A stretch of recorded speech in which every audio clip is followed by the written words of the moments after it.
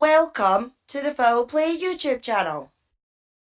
Thank you very much there, Alice. Fantastic introduction. And a big welcome to everyone who's joining us today in chat, and welcome my fellow panel members. It's great to be here.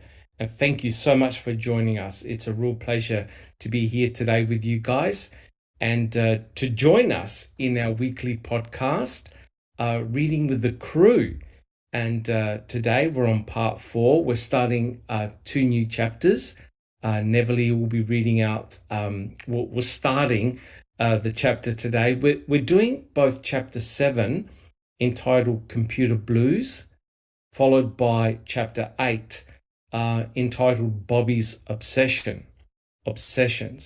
Now, guys, just to let you know, we're reading specific chapters from John Ferak's book, The Wrecking Crew.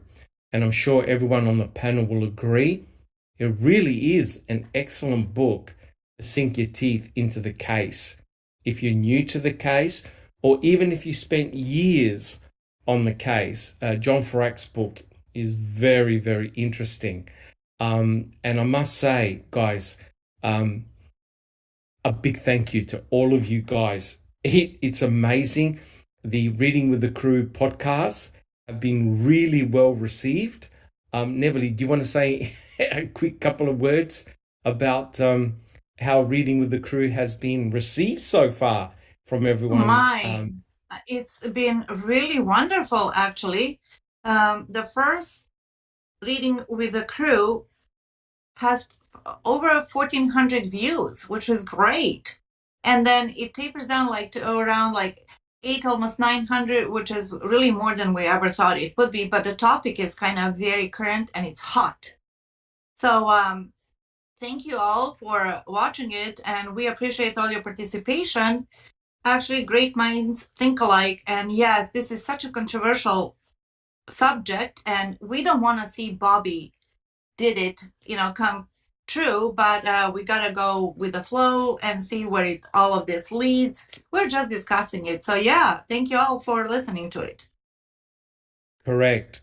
And Neverly made a really good point. Guys, what we're trying to do here is we're trying to match it with Kathleen Zellner's recent filing, okay, that she's just put in.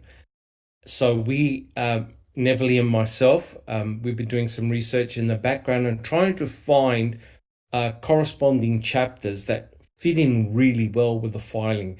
It's not that we're picking on Bobby or anybody like that. We're just selecting the appropriate chapters that match the filing that Kathleen Zellner has put in. And the important point to realize, guys, is that these are the opinions of John Ferak. Right, guys? We're reading out the chapters as they are. We're not editing anything. We're reading it as they are. You can follow it in the book. And these represent the thoughts and ideas of John Ferak, right? Not all of us agree with them, but we're reading them out to you guys. And Neverly, did you have a quick comment? No. Oh, okay, good. So, and I'm sure everyone on the panel will agree. Guys, it is very important that you do your own research, okay? Don't just rely on podcasts and things like that. We have a very extensive library with many, many documents. A lot of people have worked very, very hard to put up these documents, especially Yoriz and others like Zoe as well, and many other people who have obtained documents like Jack 61, Sunshine Christina. They've worked hard to obtain these documents, and we place them within our library on our website, and you're quite welcome to go check it out. It's extensive. There's a lot of material there. It's all for free. It's for research purposes. So please enjoy. So all of us here on the Foul Play team would like to welcome all of our supporters. Thank you so much for coming along. It's really great. We do this for you guys. If you enjoy what we do, please subscribe to our channel. And I'll tell you what, Jack 61 might say a few words But how's our subscriber numbers coming along, Jack61? Oh, How are they coming along? Yeah, it's been good. We know we're in a niche kind of thing because we follow the true crime, and we try to be as dedicated as we can to what we know. We do theorize and we speculate and we give our opinions, but we try to stick to as much of the truth as we know it as possible. If we get it wrong, we try to correct it. But we're at 2052. I looked just a few minutes ago, and it's been we've had a good growth over the summer. People have continued to stay. Actually, that there has been actually even more interest, and really interest ramped up when Kathleen filed, the third PCR, and then we've had a lot of really good discussion about that because she's so focused, so narrowly focused. Yeah. It changed. It was a complete departure from her previous filings, really, because it closed that window. Yeah, it closed that window down. And of course, yesterday, and talking about documents now, Cherie, we owe her a beer and a rack of ribs. She may not want it, but we owe her because talk about a massive document dump from the lawyers from Netflix. Oh my God! And we're going to start on those tomorrow on the open mic. I don't think there's any, unless we stay on all night, which I'm not going to do. It's going to take a couple, 2 or 3 sessions to get through all of them properly. I mean, we can just sit and read through them and, get through them, but there's going to be discussion. We have to discuss it. I mean, one document, we've got 100 pages of Colburn's excerpt of his deposition on the 21st of July. But there's a lot of really good documentation in it that I think will help. They're looking for summary judgment. I'm not going to get into all that. We're doing well, Doc. And, we can't thank people enough for continuing to stay with us and follow and subscribe. Awesome. And your support, guys in chat, is very, very important for us. And also same with your feedback as well. We're not perfect. We don't get everything 100% correct, but we're willing to admit our mistakes. And if we don't know something, we'll try and find the document and put it up in chat. I definitely read all your comments, and most people on the panel try and answer your questions and concerns. And again, thank you so much. That feedback is enormous. And we've seen an incredible amount of growth in our channel, which is fantastic. Like I said many, many times, we're not clones of each other. We don't all agree with each other. We have our different theories, different hypotheses of what happened here. Guys, in essence, we are in search of the truth, wherever it lies, good or bad, right? No matter where it lies. We're not here to beat our chest and get the war drums out. We're after the truth, so that there can be justice for both Stephen, Brendan, their respective families, and number one, for Teresa and her family. Right? Yeah, that's what we're about here.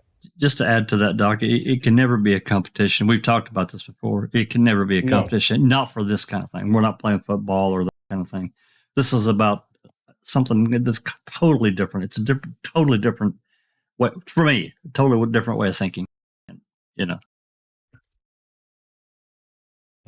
correct. 100% correct. So, guys, if you like what we do, please subscribe. Let new people know about our channel. And if you like our podcast, please leave your DNA on the thumbs up button. I assure you, Cherie Cohane won't get access to your DNA. And also, we have a merchandise store as well. I know that Susan has put in a lot of time and effort with Zoe designing various merchandise. And I've got my t-shirt and a mug as well. And money that we raise, we give it to a charity, to a special cause. We don't keep any of that money at all. And any money that we make on our YouTube channel, guys, it goes back to you. We get documents, right? We get documents and we upload them to our library. Unfortunately, and Jack61 will back me up, unfortunately, the various agencies charge, and they can charge a lot of money for these documents. They're not for free. And as you know, you've seen the Open Mic podcast. People like Jack61 and others have done a huge amount of work to discuss the documents to keep everybody up to date, which is awesome. So thank you so much. And again, we're a multimedia type of group as well. We've got a big YouTube presence. We've got hundreds of videos, and Jack61 and others have been uploading phone calls, right? We want to be a one-stop shop where you want to do your research, no matter whether it's documents, court transcripts, or even to listen to phone calls. Jack61 has been working very hard in the background, uploading those documents, phone calls, etc., etc. So it's slowly growing into something huge. People like Yuriz did an interactive map. So if you're new, come to our website, and you can spend literally days going over that interactive map. You know, wherever it may take you, the research is there. Thank you so much. And my final point is we have a very active YouTube channel. And one of us, or most of us, are on there. I'm from Australia, so I'm different to my American cousins. We're different time zones completely. Here it's in the morning. But there's usually somebody there that can answer your questions. Fantastic. And just a couple of shout outs before we start the podcast proper. Please support Just Rhonda's channel.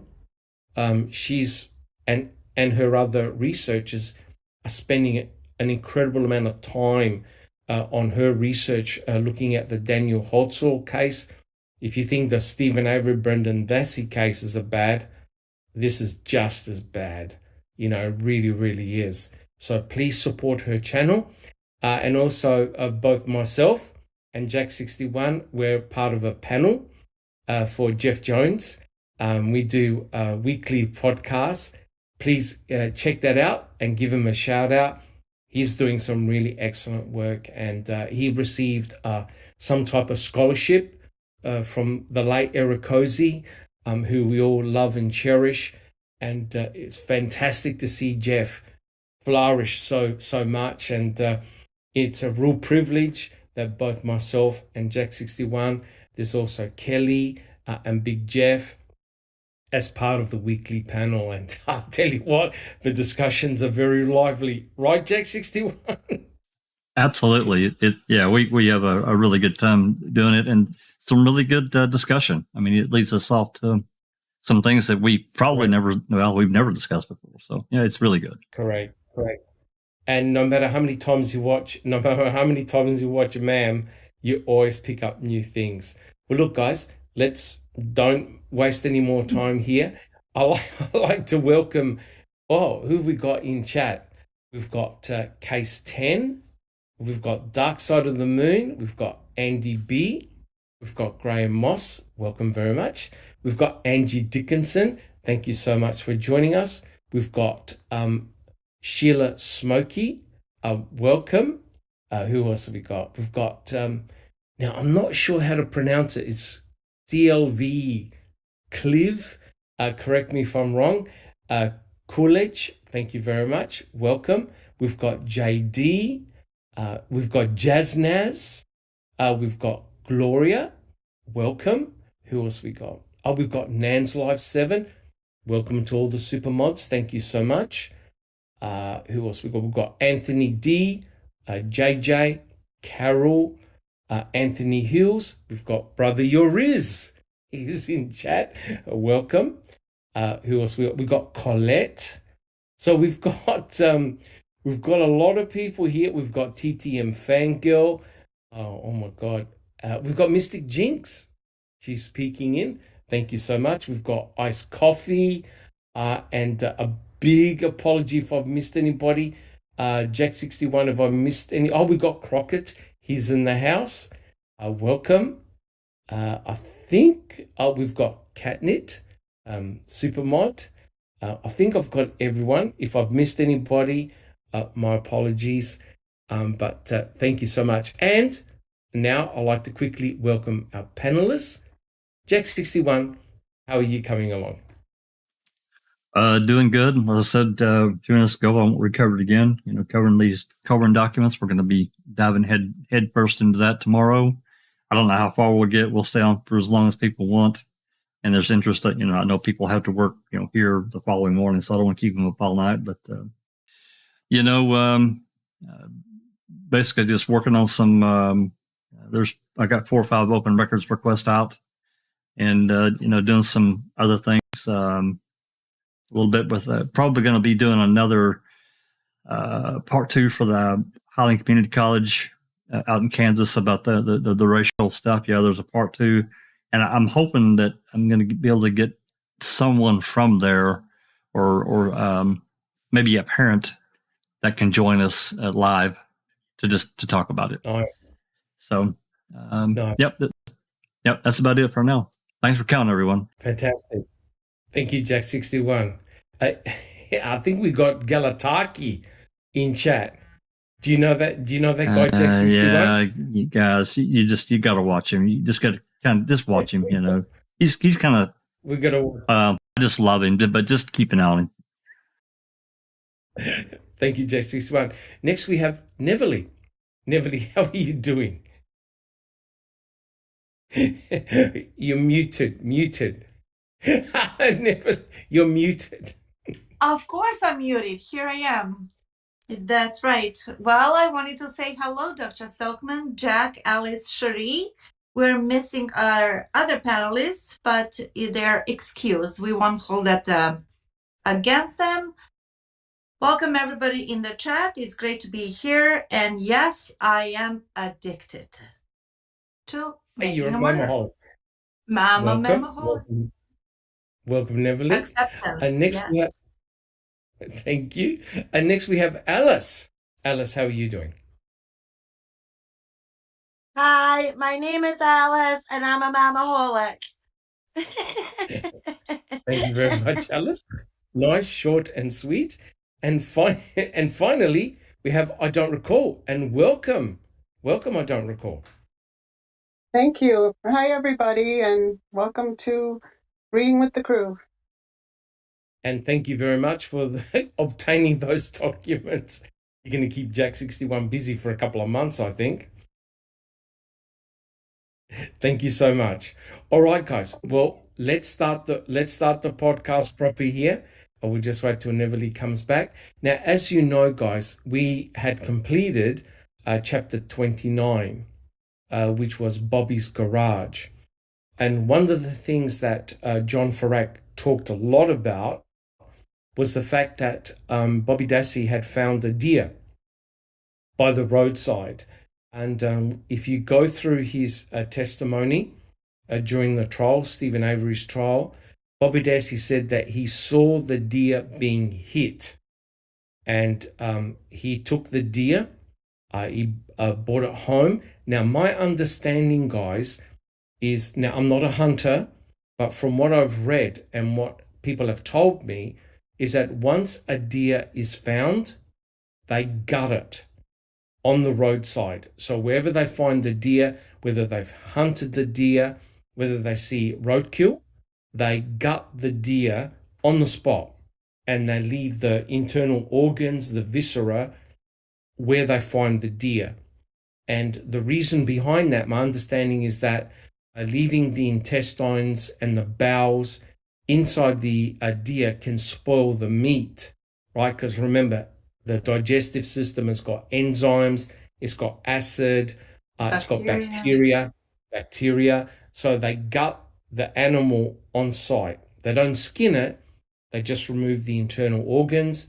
They then bring the deer back to their place and then they hang it up and they skin it, right? But what we've got here for you guys, if you're of weak disposition, cover your eyes. But Jack61, it's only a short clip, no sound. Are you able to show our very first video? Now, this only goes for probably about half a minute max. But this is what the search team found when they went inside Bobby's garage, Barb Yunder's garage, right? Just to show you what we were talking about in chapter 29. Yep. So Jack61, are you able to queue up that video? Yeah, and remember, guys, there's no audio, so it doesn't matter if you're in the chat here, if you unmute or whatever. But this is completely silent. So yeah, give me just 1 second, and we'll get her pulled up. Yep. So if you don't like looking at animals, especially slaughtered ones, look away. Absolutely. But this is what the investigators found when they walked into Bob Yunder's garage.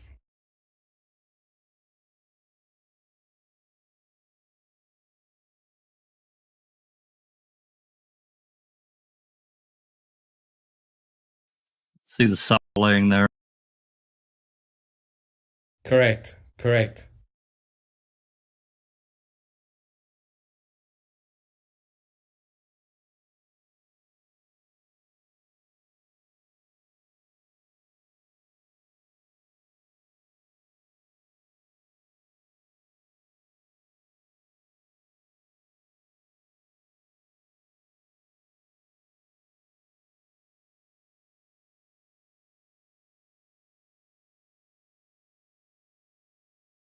So it's only a short little clip. Yeah, that's it. Awesome. So if you were very astute, you would notice that on the ground, and we have shown pictures of this before, there was a bone saw, right? In fact, that bone saw, Neverly, where have you seen that type of bone saw before? Oh, gee. When Robert Durst described everything in such great detail, he told us all about the bone saw and what he did with it. We don't have to rehash it, but we all know what happened to his poor neighbor, Mr. Black. Correct. But as you can see, sorry, Neverly. Yeah, Jinx said something that's actually funny, and I noticed it too. She says, is that car in the garage in the video that we saw is also Mystic Teal Mica? Yeah, maybe that's the car that Blaine said that he saw Bobby driving. Who knows? Yes, very interesting indeed. Yes, but for those of you who are astute, you would have noticed that there was a bone saw on the ground. Now, the other important point is this, guys. This was November the 6th, right? One day after the RAV4 was found on the property, and the same day that Tom Sawinski phoned in about his so-called observation of seeing two people pushing the RAV4 onto the property on November the 5th. Now, we'd like to welcome Sunshine Christina. She's joined the panel. Hey, Sunshine. Good to see you here. Hello, y'all. I wasn't sure if we were on today or not. I think I just got the time wrong. Okay. Welcome back, Sunshine. Thank you. Welcome. So that the reason why we wanted to show that is that video was taken on November the 6th, right? And if you go to ODOG, I hope I've pronounced that correctly, ODOG's website, YouTube channel, my apologies, there is the full walkthrough video. And it's really shocking, especially the commentary by the two investigators as they go through the properties. It's not very professional. Some of the comments that were made by there was a female officer there as well and a male. And some of the commentary that they said was truly shocking. They're meant to be professional. And so what is interesting here is that, guys, this is before Cuss Road, which is November the 7th, and before the cremains are found on the property on November the 8th, right? And that team went right by the burn pit. And I know that Trooper Reese took photographs of the burn pit, and no one mentioned seeing any bones or cremains. That's very interesting. So we just wanted to show you that video, that's what the officers, investigators saw when they walked into Bobby's garage. My understanding, correct me if I'm wrong, guys, but they didn't go back and do any luminol spraying, and they didn't do any testing for DNA, nothing. Is that correct, Jack 61? There was no further investigation done. Nothing as in far as that I'm garage. aware. No, nothing in the Dassey garage. No, nothing. Yeah, yeah, nothing. So the Dassey garage was not checked. The under garage was not checked for human blood. Any further testing was done yet. If you remember and you saw the deer, it was hanging up from hooks, right? I hate to be morbid, but that's exactly what Ed Gein did to one of his female victims. Hanged her up from deer hooks and cut her to pieces. And what is shocking, and I'm sure you guys will back me up, that's the same type of questions that Fassbender and Uyghur were asking Brendan. Remember? They were asking about whether they'd used rope or had used anything else in Stephen's garage. And there are photographs showing the hooks, the chains, the ropes hanging up from the rafters, because Fassbender and Uyghur knew that Teresa Halbach had suffered dismemberment, right? Because some of the cremains that they found had cut marks in the bones. So they were alluding to Brendan, was she cut up, right? Was she cut up? And Brendan kept on saying to them, no, we put her in as a whole piece, which clearly cannot be the case. All right, guys. Well, look, if you've got any questions, please put them in chat and we'll try and answer them. All right, guys. Just and a never question with Carol, Doc. She Yes. says, for anyone, for anyone that have not hunted, the meat on an animal will be bloodshot near where it is shot, the same where it has been hit by a car, destroying that part of the meat. Yeah, I'm not I'm not a hunter. I'm not sure, but apparently what Bobby said was that they hung the deer up for a day. He then took the deer down, right? It wasn't skinned. They took the deer down. They brought it to the mobile gas station to get a tag, and they brought the deer back, and then they butchered it there, right? Well, I So have a question about that, Dr. Silkman. What he Yes, said. Evelyn. That seems like a lot of work, like back and forth. Couldn't he just pick up the deer, take it to the gas station to get a tag, and then come home and do the rest? I'm just saying, I don't know. I'm not saying anything of nefarious. I'm just saying that seems like a lot of work, come home, do all of this, go back. That's right. That's right. I would imagine that a deer would not be light because that's a pretty big deer. Yeah. And the fact that he had hung it up for a day, then took it down, took it to the gas station, got the ticket, right, which is stamped the 4th, right, November the 4th, which is the Friday, and then he took it home again, and then I think him and Mike Osmondson, they butchered the deer, right, in the garage. Yeah, Jack 61. I think it's I'm not a hunter either, but I've heard stories about it really all my life. It's important to field dress your kill quickly. The quicker the better. Put it that way. Yes. Carol made the point that if the deer was actually hit, one would imagine that part of the meat would be spoiled. Yeah, I agree, because it would be bruised. Correct, Yes. 100% correct. We haven't seen any pictures or anything close enough to say whether that part of the deer where it was hit was spoiled in any. And plus, the only thing we've got is Bobby's word, and I think Barb said that the deer was hit.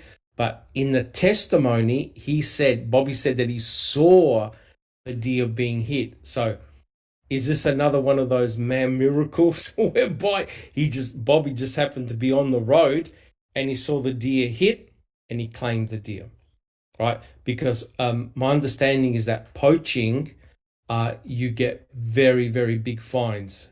Sunshine Christina, do you have a comment?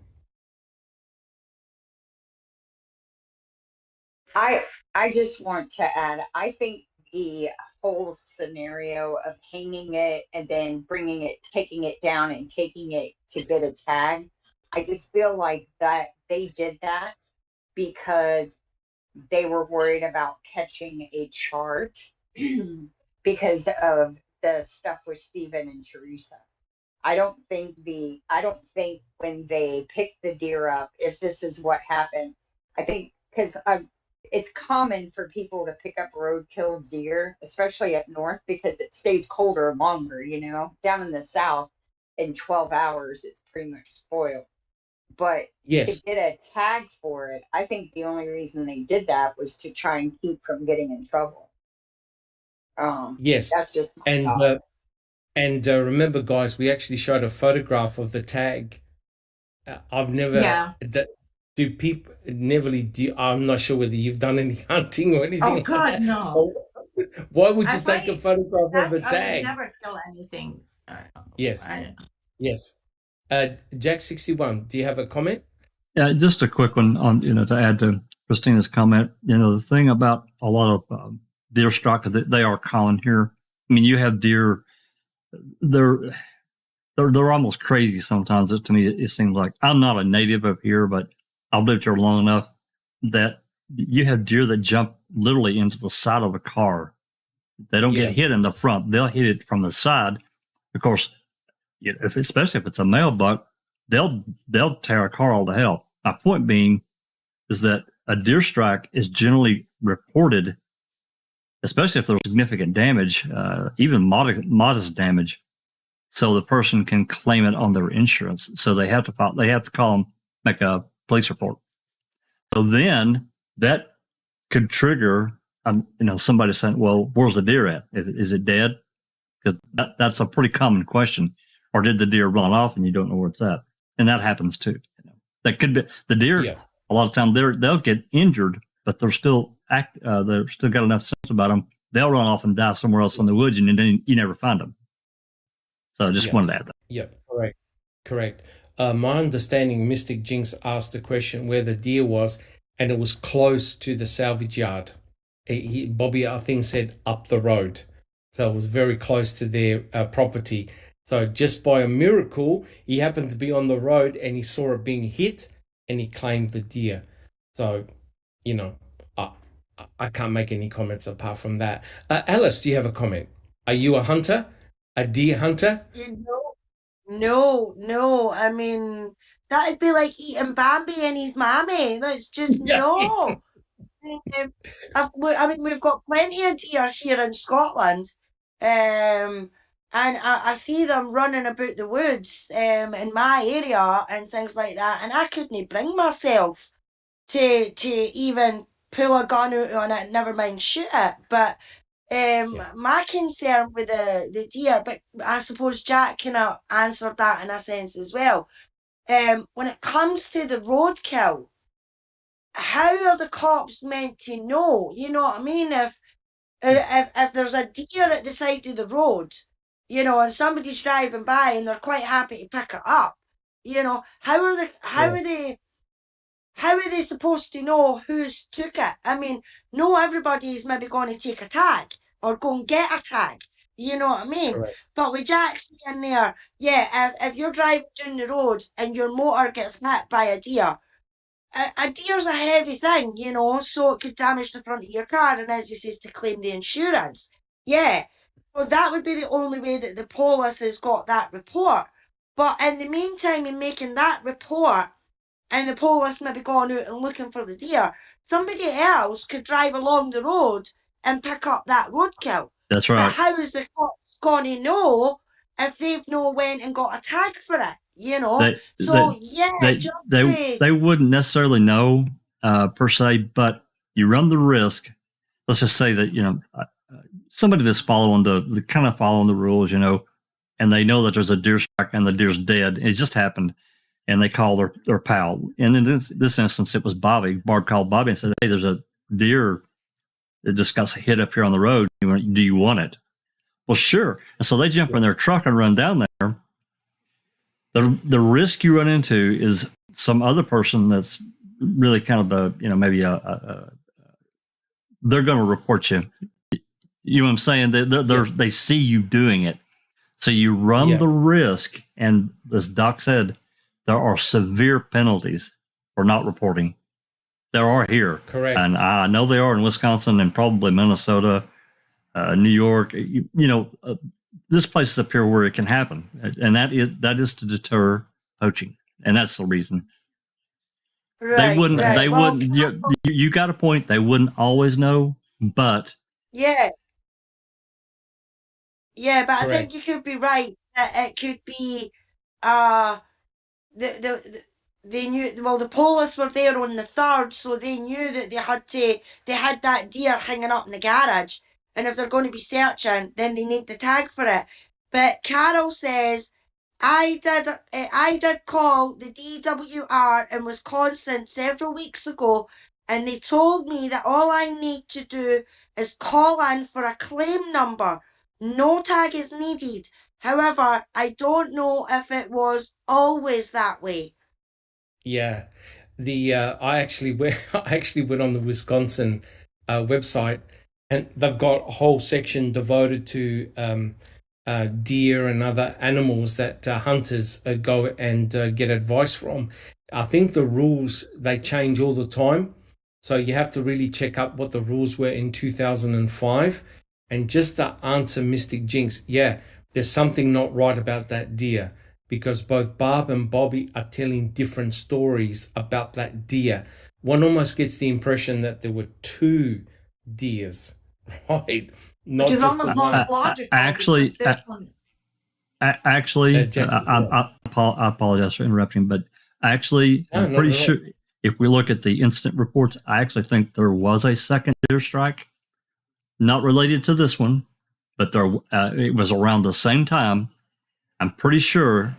Don't hold me to that, but I'm pretty sure in the damn it, I can't think of what you call it, but nonetheless, it's in an incident report. It's a dispatch log. That's what it is. It's the dispatch narrative.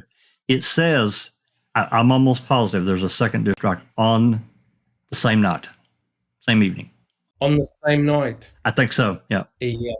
Yeah. And I'm not sure whether it was Carol or somebody else who had mentioned the fact that, wow, what happened if Teresa's RAV4 had sustained damage by hitting a deer and had to stop, and that's possible. She encountered somebody.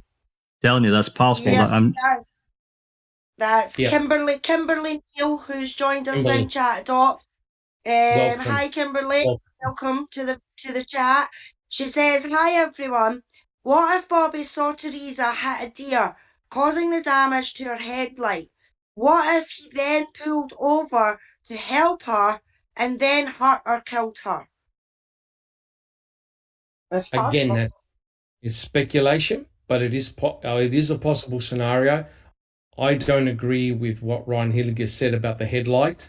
The fact that Teresa put in an insurance claim but failed to get the light fixed. Nah, if you're a professional photographer and you've got a lot of pride in your car, and from what Tom Pierce said, that Teresa had a lot of pride in her car, you're not going to drive around with a broken blinker light. For a start, that's an offense, not having an operating blinker, right? You can get pulled over by the police. I don't think so. The whole blinker light, put it this way, the whole blinker light RAV4 deer incidents, it could all be wrapped up together in a nice little story. And that, when one thinks about it, the greater question is, what would cause Teresa Halbach to stop? Because quite clearly, if she sustained some type of damage through hitting a deer, that will likely cause her to stop, especially if it was a big impact. Sunshine Christina, do you have a comment? I just wanted to say Bobby could have been poaching deer, and he could have used that tag from the hit deer to cover that. Also, investigators question Kelly Pitson, Michael Halbach, everyone about the damage to the RAV4, and Ryan Hilligas is the only one who was willing to go on the record saying that it was done prior to Halloween. Everyone else claimed either I don't know, or that they didn't, or they didn't know of it being done. Yep. And thank you, Sunshine Christina. And we know that that is a little bit suspicious because the state won't give Kathleen Zellner the blinker light. Alice, do you have a comment? Yeah, it's actually Dark Side. She says, Oh, what about the 15th November call? A deer was hanging ruined. Barb said it was laying for about 2 weeks and Blaine was cutting it.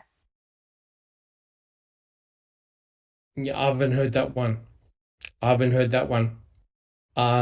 No, That would be yeah, gross. that That one. would, even up here, even in cool weather, that would be gross. Gross. Yeah. Yeah. Normally, my understanding is if they find a deer, it is gutted and butchered fairly quick to preserve the meat. Yeah, but okay. Well, look, guys, I think what we do is we start the actual chapter, chapter 7, which is entitled Computer Blues. Neverly, are you ready to start the reading? So we'll just wait for Jack 61. Give me just a Yes. second, gals. I'll get it pulled up. Yep. So we're starting a new chapter entitled Computer Blues, chapter 7, if you're following it. Chapter 7, Computer Blues. At the 6-month mark of the murder probe, Avery and his mentally challenged 16-year-old nephew, Brendan, were both incarcerated, but something wasn't right back on Avery Road. Wisconsin police were becoming intensely focused on Barb's desktop computer. This was the home computer primarily used by her 19-year-old loner of a son, Bobby.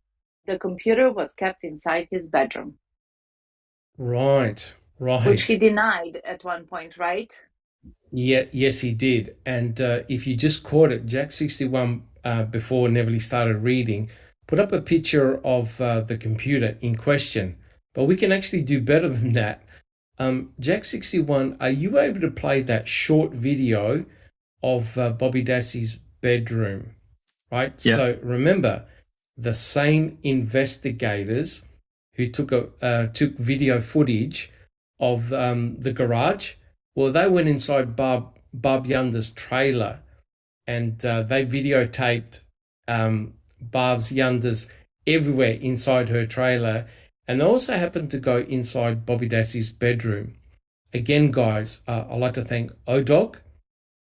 He's got the video on his YouTube channel. Go check it out. I think it runs for there are multiple parts. It's definitely worth checking out.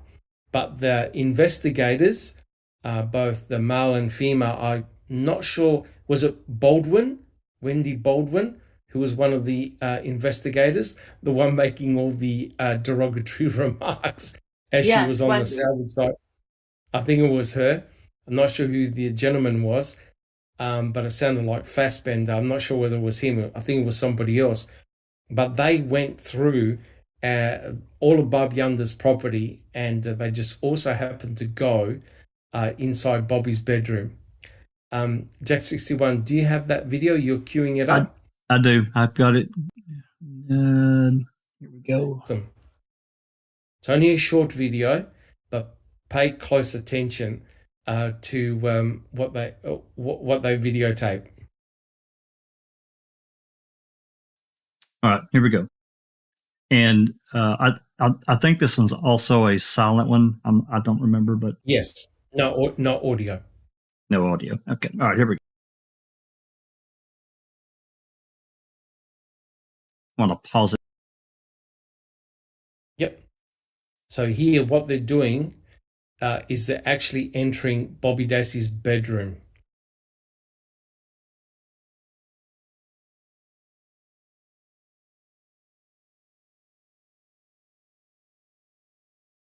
So they've just walked into his bedroom.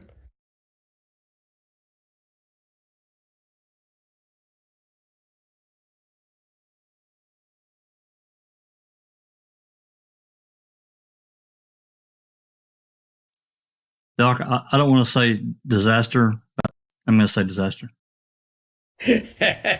Well, we can't judge. We can't judge. We've all got children. True.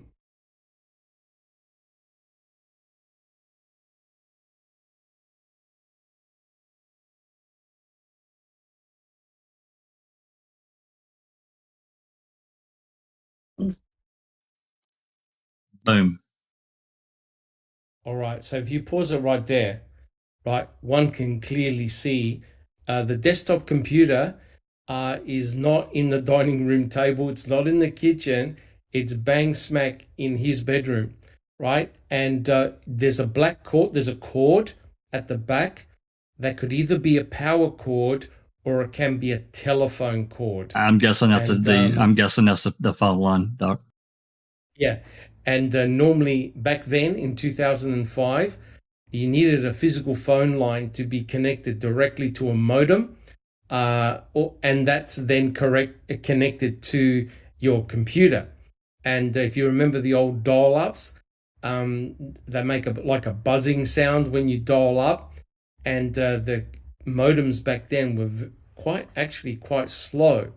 But one downside is if you had one of these lines going to your house, it actually hooked up the line, which means that somebody else on the telephone can't use the telephone line because unless you got a splitter, because back then it actually commanded the phone line. But guys, there's no denying it. And I can't believe that Bobby could not remember where the computer was. But you can clearly see it's in his bedroom. Jack, you want to continue the little video? We're nearly finished. Then we'll have comments. So quite clear. And if you go to ODOG's site, they make a couple of comments about the computer.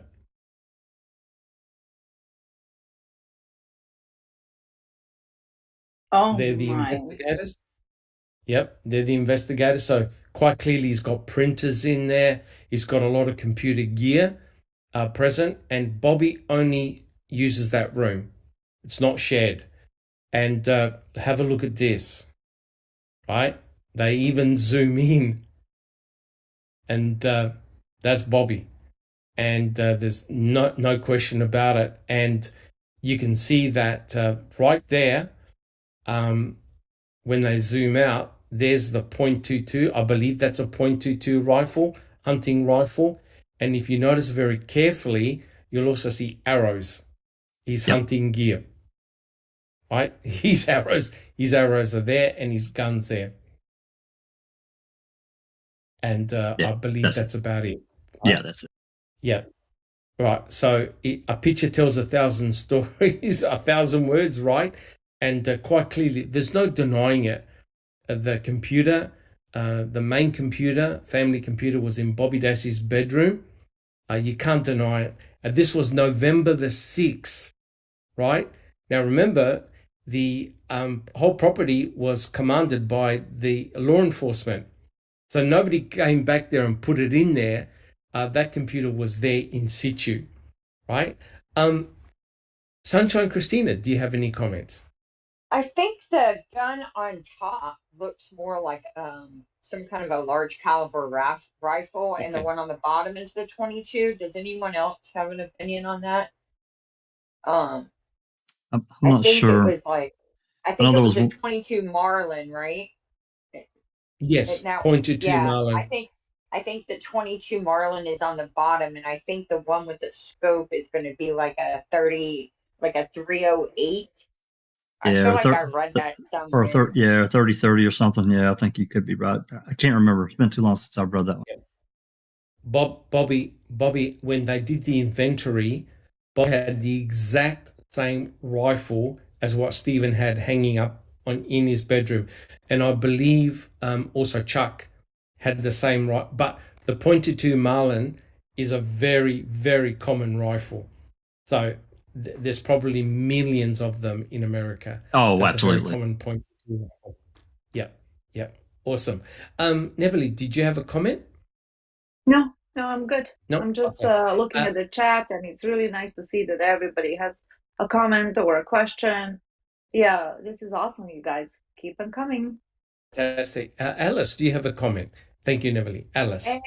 No, it was just a couple of questions, actually, Mystic Jinx. I think she's gone on about where it says in the book that Bobby was a loner. She's like, how could he be a loner when he had his best friend Michael? you know, which is true, but I mean, if it's only one pal you've got, then you're still a bit of a loner in a sense if you spend all of your time in the house and everything like that and don't go out and your pal comes over and everything like that, it's still sort of classed as a loner in a sense. Another thing she's asking is, do those arrows match the one in the quarry? Has anyone looked?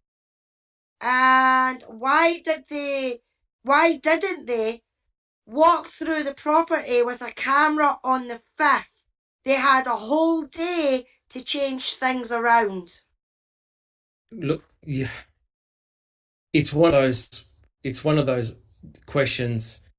It's very hard to answer, right? You have to sort of like, I know this is going to sound stupid, but you have to trust the investigators that they did the right thing, right? What can you do? Oh, that's a tall order. Yeah, I know, but what can you do, guys? This is what we got, right? If we now say that the investigators came in and changed everything, then, you know, it's all up for grabs, right? But in all fairness, that you do see them enter the property with the video camera. So they just don't suddenly appear on the property. They actually do enter in and you can see them progress through the property. There doesn't appear to be any evidence of editing, unlike the flyover video, which is heavily edited.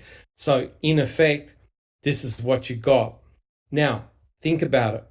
To the investigators who took that video, they would have had no idea of the significance of anything in that room, including the computer. They would have had no idea, right? So they just took pictures as they were. What is disturbing is that Bobby can't remember the computer being in his room. Clearly it was. Alice, do you have a comment? It's actually Kelly. Kelly's joined us in chat. Morning, Kelly. Nice to see you. She says, not sure why everyone latches on to the 22 gun when no one here even believes item FL is real. If item FL isn't real, then there's no proof of a 22 was ever used in the murder. Oh, correct. 100% correct. The purpose of making that comment about the rifle is that the state made a real big deal about the .22 rifle in Stephen Avery's bedroom, right? That's the only reason.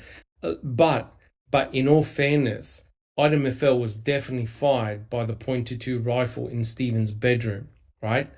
Because they're able to look for rifling marks on the bullet.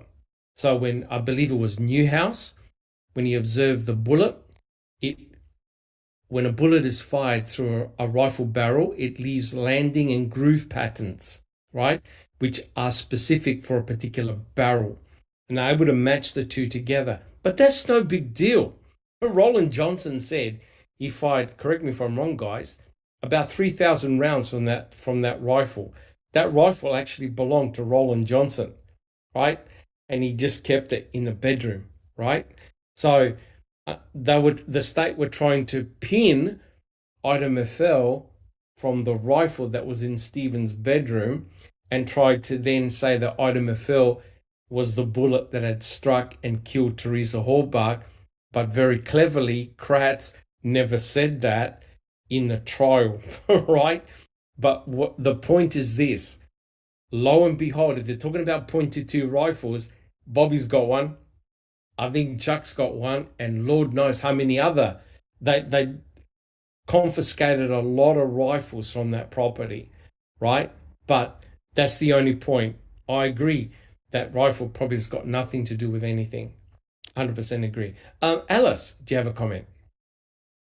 Nosey's joined us in chat as well. Hi, Nosey. Nice to see you. Kimberly is saying, what do you all think of how this all started in the first place, with Barb asking Steve to list her vehicle in Auto Trader? Why didn't Barb do this herself? Was Steve set up by Barb? Now, in my opinion, and this is just my opinion, Kimberly, is no, I don't think Barb set Steve up at all. Barb worked during the day from early morning. So I think she asked Steve to put it in knowing that somebody would come out during the time that she was at work to take photographs to put it into Auto Trader. So I think that is the only reason why that situation came about with Steve speaking to Teresa, is because Barb was at work and that's why she wasn't there to do it herself.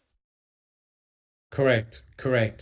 And also Steve was in the he had the habit, correct me if I'm wrong here, guys, but he had the habit of selling cars, right?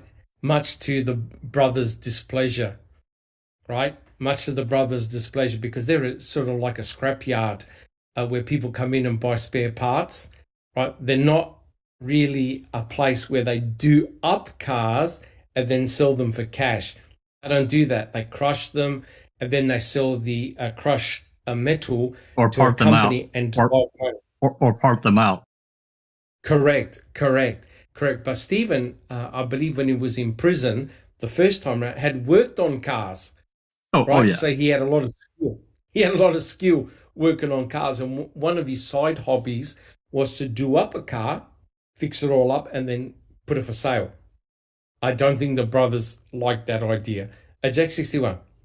Yeah, just to add to the question, as I recall, the whole scenario about Steve calling is because he wanted to sell that van to get money to fix up to buy parts for the Suzuki, and Barb didn't have the $35 or $40 to pay Auto Trader, but Steve said, "I'll just loan it to you," and he did. Yeah, Steve did. Correct. I think there was a question in chat. Steve actually said that he paid Teresa $40. I think it was a 20, a 10, and 2 5s. It didn't get a receipt because he said, what's the point? But he definitely got an Auto Trader magazine from Teresa Hallbach, which he said she got from the back seat of her RAV4 and gave it to him. And that was found on his computer desk, right? So, there was definitely some type of transaction. All right, guys. Neverly, would you like to continue reading the chapter? Thank you. Sure. It's on page 2. On page 2. But We'll just wait before for we Jack. We'll just wait for Jack to put up page 2. Yep. We'll just wait for page 2. Yep, beautiful. Yeah, page 2. But before Wisconsin's police got a search warrant to seize the computer, Barb Yanda was one step ahead of him. Mr. Avery has discovered new evidence that Barb hired a person to make deletions of incriminating evidence prior to the computer being seized by the police on April 21st, 2006. Bolstering Avery's case, Brad Dassey, the half-brother, shed light on a conversation he vividly remembers taking place during the drive to the Sheboygan County Jail to visit his half-brother Brendan back in 2006. Quote, "My father, Peter Dassey, was with us. Barb stated that she had hired someone to reformat her home computer. She wanted to know if reformatting would remove what was on the computer. Barb admitted her computer had some pornography stored on it, and she claimed the computer had viruses on it. She had the reformatting done shortly before the authorities seized the computer. Barb commented that she did not think the person she hired knew what he was doing. She said she did not want anyone to get what was on her computer." End of quote. Okay. So a couple of questions here, right? Why was the computer seized? Can anyone answer that question? Was it to do something with Brendan Dassey? Why did they seize the computer? Exactly. Guys, where did that come from? I don't know. Because remember, it's April 21st, 2006. So what made the authorities seize the computer? Jack 61. I can answer that. Yep. Because Candy Avery had contacted Tom Fassbender and had conversations with him and told him that there were instant messages on the computer between Marie, Kayla, and Brendan, and so immediately, that comes to mind. I'm sure for law enforcement, And of course, my personal feeling is Candy didn't give a damn who else got incriminated or anything else. She was after Stephen. So if that helped them get Stephen, she was all for it. Wow. Fantastic. Thank you, Jack61. Has anyone else got any comments of why that computer was all of a sudden seized? All right. And my other question is, how did Barb know that there was pornography on that computer? Did one of her sons? Did one of her sons tell her? Or did she go on the computer and see this pornography? How did she know that there was pornographic material, hardcore pornographic material on that computer? Has anyone got an answer? No, do you? No. That one I can't answer, but my guess is that, you know, she probably saw or, you know, heard the boys talking. That would be my guess. You know, as a dad, you know, I don't know. I can't prove that. This is just speculation, Doc. Everyone, I don't know that, but that would be my guess. Yep. So obviously, who tipped her off that they were going to seize the computer, such to a point that she got somebody to format it? Did somebody tip her off? Possibly. It's an interesting question, that's for sure, because where is this coming from, and how did it come about? They looked for stuff on Stephen's computer and they didn't find much. They found some magazines, they found a picture of his privates, and that was pretty much it. And then all of a sudden, all this dark, sick porn is on his nephew's computer. They found some photos of Jody that were, you know, a little risque, I guess. Yeah. But nothing like what Uyghur said they were going to find. No. Porn and murderous death porn and all this other bullshit. Yeah. Just bullshit. Well, Darkside is saying Barb knew that Tom, her ex, watched porn. So it could be she knew that he was watching it on that computer. In the privacy of Brendan and Bobby's room when Bobby wasn't there or whatever, but it could be that she did know that some of the boys or even Tom watched pornography, but not sure of what type of pornography, so decided to get the computer formatted so that it wouldn't cause any blame on her boys or anything like that. And that's me looking at it as a mother's perspective, you know what I mean? Okay. Maybe she panicked, you know, and thought, oh my God, he's been in that room looking at porn on my boy's computer. My boys could get into trouble for that. So she's asked somebody to have a look at it. Now, I don't know that that's true. It's just speculation. It's just my opinion. But as a mother, it's a thought that I could have maybe have got if I was in that situation, not thinking that it could be bad for the boys in a way, you know. Yeah, and Kelly made an interesting point. The fact that, remember, Ken Krass was monitoring the phone calls, right? So if Stephen, and I think he did mention about porn and shit on the computer, that they could have picked it up and then okay, he did mention it. Yep. And now we're gonna confiscate that computer, right? So it really hit the fan. So Kelly, welcome to the chat, made an excellent point. The fact that they're monitoring the phone calls and they're listening in to what they're talking about. And if Steve had mentioned the pornographic material on the computer, they're going to go and find out, right? They're going to subpoena it, right? Which is very interesting because then the investigators subpoenaed it again in 2017. Jack 61. Yeah, now that I'm thinking about it, the search warrant on the Dassey house on April 21st, it does mention Candy's conversation with Fassbender, now that I'm thinking about it. I'm sure it does, as their basis for seizing the computer. Talked about these instant messages. Correct. Yeah, there was I think there are documents that are published that disclose the conversations. Yes. Because I know that Fassbender and Wiegert had even questioned Brendan Dassey about some of those instant messages as well, right? Because they all had weird names, like screen names. Yes. And they wanted to know what was going on. But I'm going to ask a controversial question, right? Most of us are parents here. Do you know, and do you think you have a right to know what's on your children's computer? It's controversial. And even people in chat, do you know what's on your son and daughter's computer?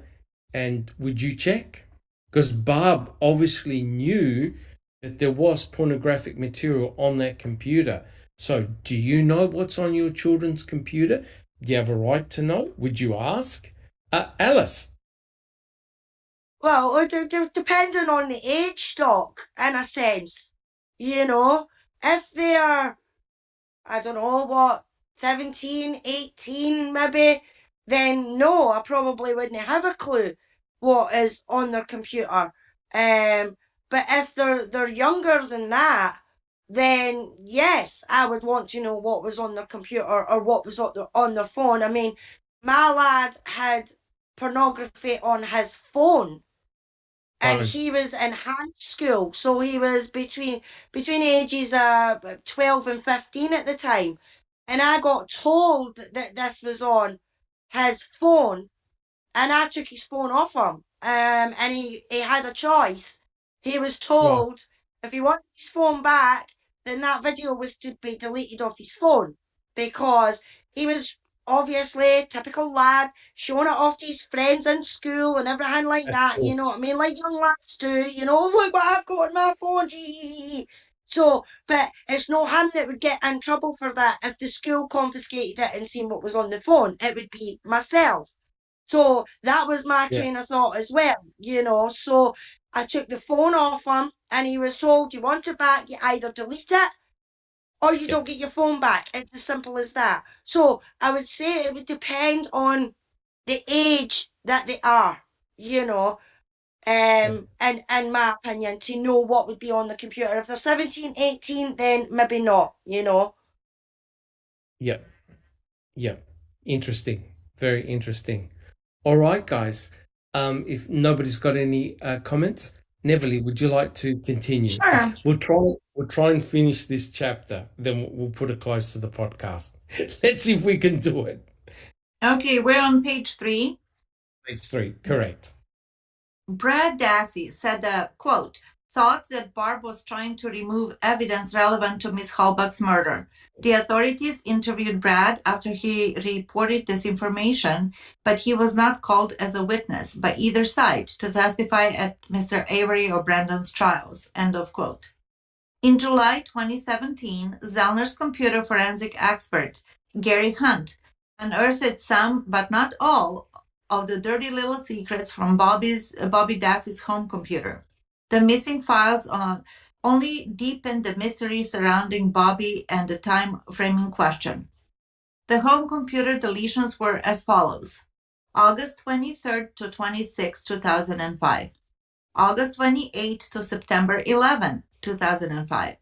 September 14 to 15, 2005. September 24 to October 22nd, 2005.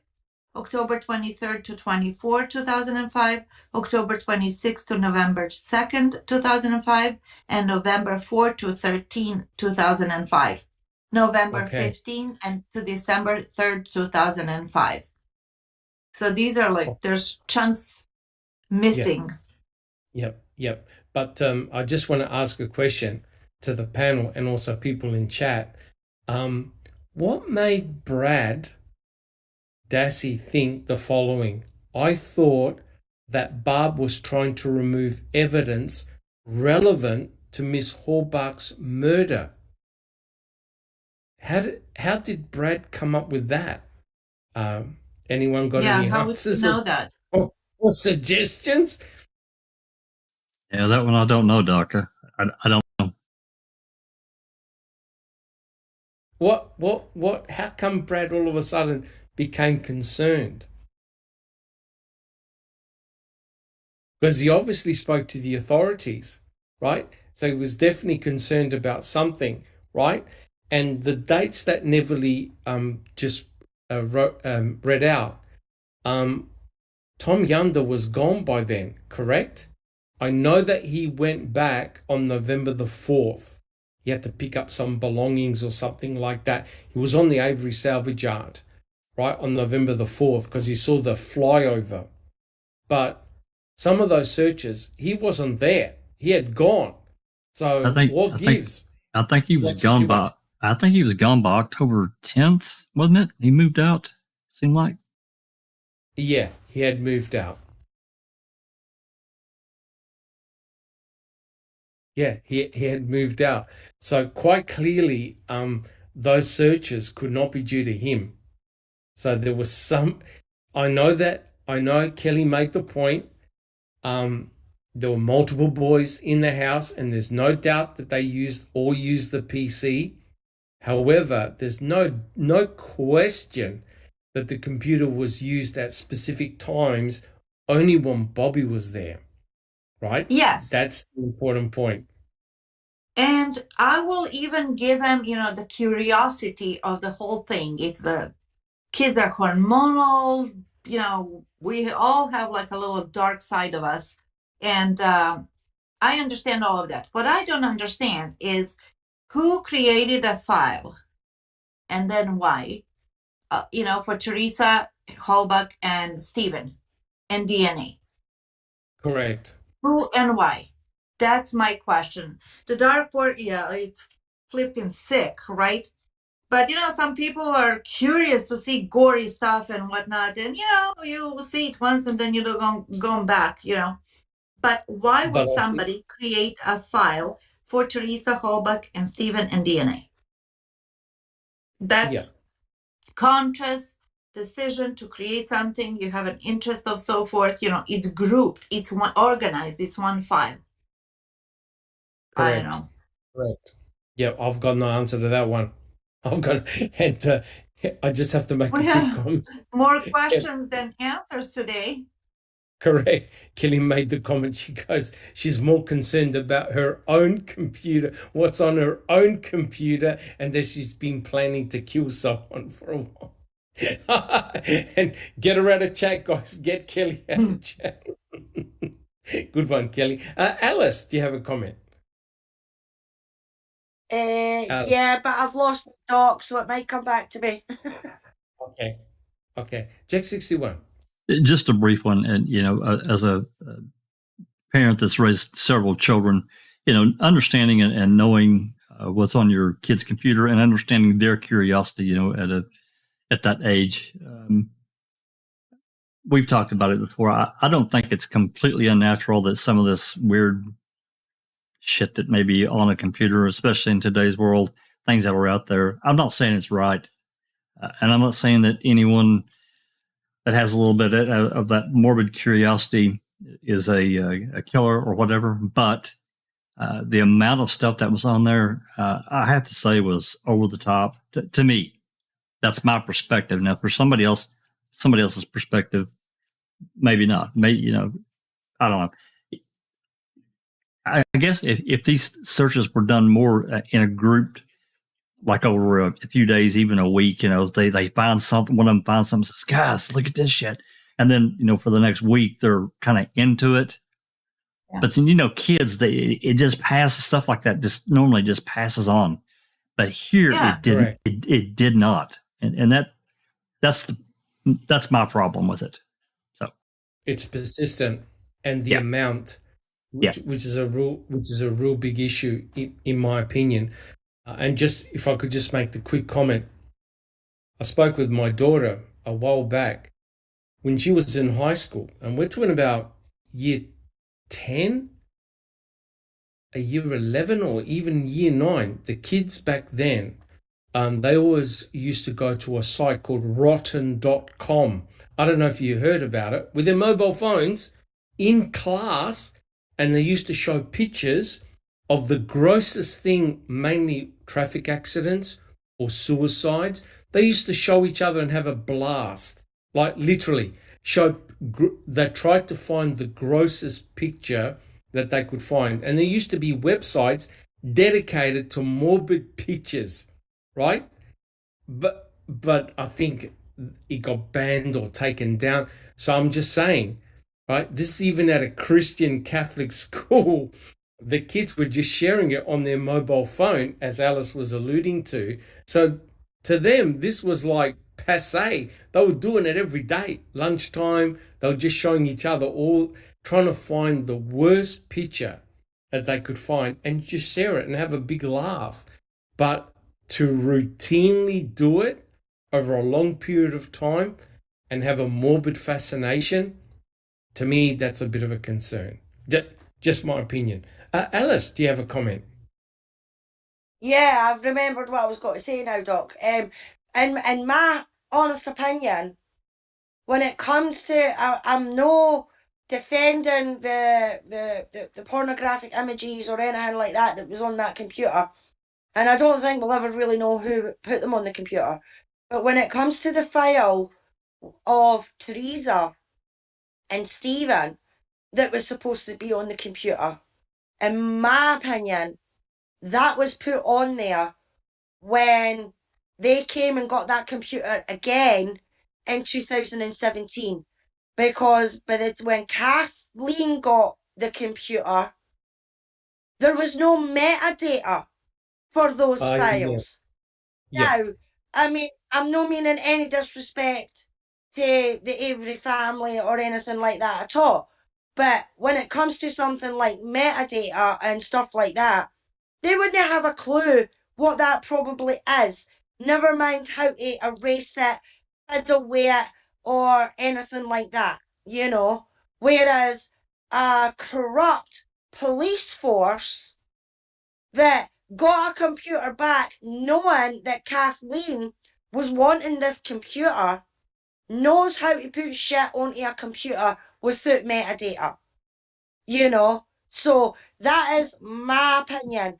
My opinion is that file of Stephen and Teresa that was supposed to be on that computer came when that computer was took in 2017 because of the metadata and everything like that. I don't know if anybody else will agree with me on that or not, but as I say, it's speculation, it's my opinion, and it was the metadata that got me, Doc, you know, because if it was made on that computer, there would be metadata that it was made on that day at a time when it was made and everything like that, you know. So that's one of my curiosities about it. Well, you know, just to push that point a little bit further, it now directly links that computer, the Dassey computer, to the crime, right? Exactly. Because why on earth would anyone in the Dassey household have those files and folders, as Neverly alluded to a while back? You now have a direct connection, right? So you might have all this pornographic material, hardcore pornographic material. That's one thing. But to actually have specific files and pictures of the victim and Stephen, I'm not sure whether they had a folder called DNA. That's a little bit hard to explain, right? And Bobby said, he knows how to do folders, but he said he never did it. Why on earth would anybody in that household be starting to do folders like that? Collecting data. Exactly. Yeah. Collecting data. Yeah, exactly. And because they knew that Kathleen was going to get that computer as well, wanted that computer, and they made it that that computer was Stephen's computer during the trial. You know, it was Avery's computer, no Dassey's computer. So having they two files on that computer points the finger right at Stephen, you know. Correct. And remember what we get said. Remember Jack 61? It was in a newspaper clip very early on that we get said what we expect to find on Stephen's computer. Right? We expect to find torture porn, etc., etc. What concerns me, I might be a bit mischievous here, But remember what Wiegert and Fassbender were alluding to Brendan? Have you got photographs of Teresa Halbach? Remember? Yep. Alluding to the fact they took torture photos of Teresa either when she was raped, if she was raped, or being tortured, which is exactly the torture porn found on the Dassey computer. So, did Wiegert and Fassbender find those images? Because I think Kathleen Zellner said some of them looked like Teresa. Do you remember that comment? That's right. Well, That's horrific if that's true. two points I want to add to this before we move on and start reading again is one of the everything that Alice said is very concerning about these folders. It is. But really, I think about them taking that computer in 2017. They kept that hard drive or that tower for 153 days, if I'm not mistaken. Maybe 159. But basically, they kept it over 5 months before it was given back. And if you remember, Kathleen finally, I think it was May of 2018, she finally got access to that hard drive. I'm sorry, the Valley CD that they suddenly recovered and got to her. Yeah. Correct. And that was after, I'm almost positive, that was right after they gave the hard drive back to the tower back to Barb. Why would they need to keep it that long? Why would they need to keep it that long? And literally, it would have taken Dealey or whoever their computer forensic analyst was, it would have taken them a few hours to make a ghost another copy of that hard drive and then give it back. 5 fucking months, guys. There's absolutely no excuse for that. Correct. And as Everly will read, I think in a later chapter, new technology and new programs come out every few years that can look into your computer's hard drive, right? So even though you think that you've erased your hard drive, these new methods come out to actually search for files and folders that you thought were deleted but weren't deleted. They're still there. You literally, to delete a file, you literally have to have a specific program that writes over and over and over a section of your hard drive. But you run the risk of damaging your hard drive. Now, solid-state drives are different. I'm talking about the older mechanical drives. Solid-state drives are different, but I'm not expert enough to really talk in an expert way about it. I still think that they can uncover what's on a solid-state drive.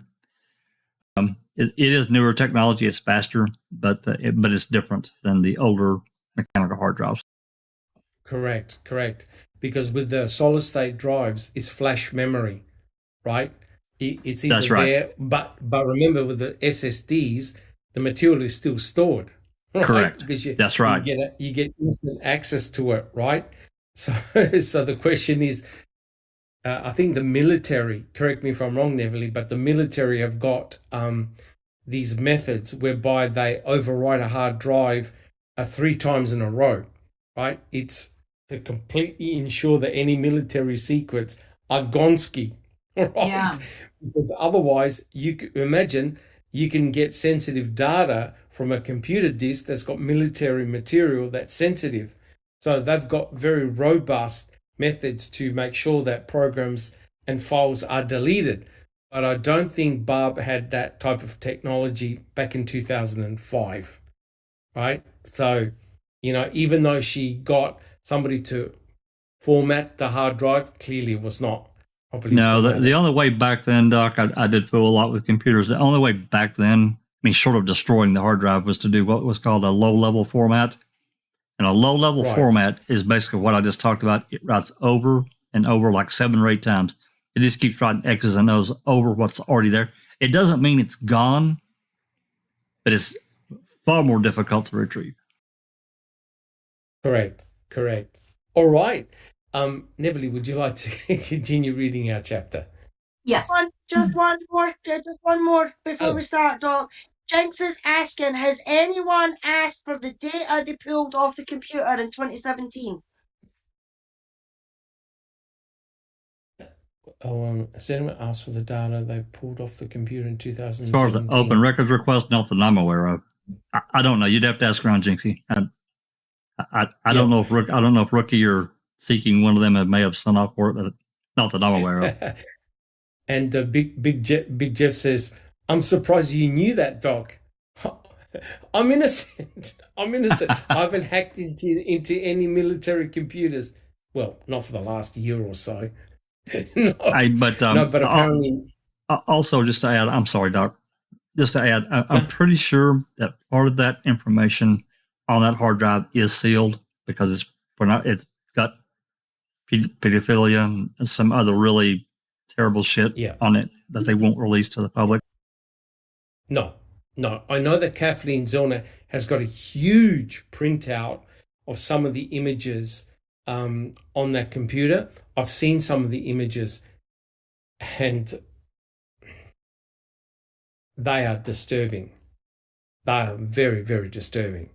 And, when we think about what potentially happened to Teresa, and then you try and pattern match with some of the images you see on that computer, it's scary.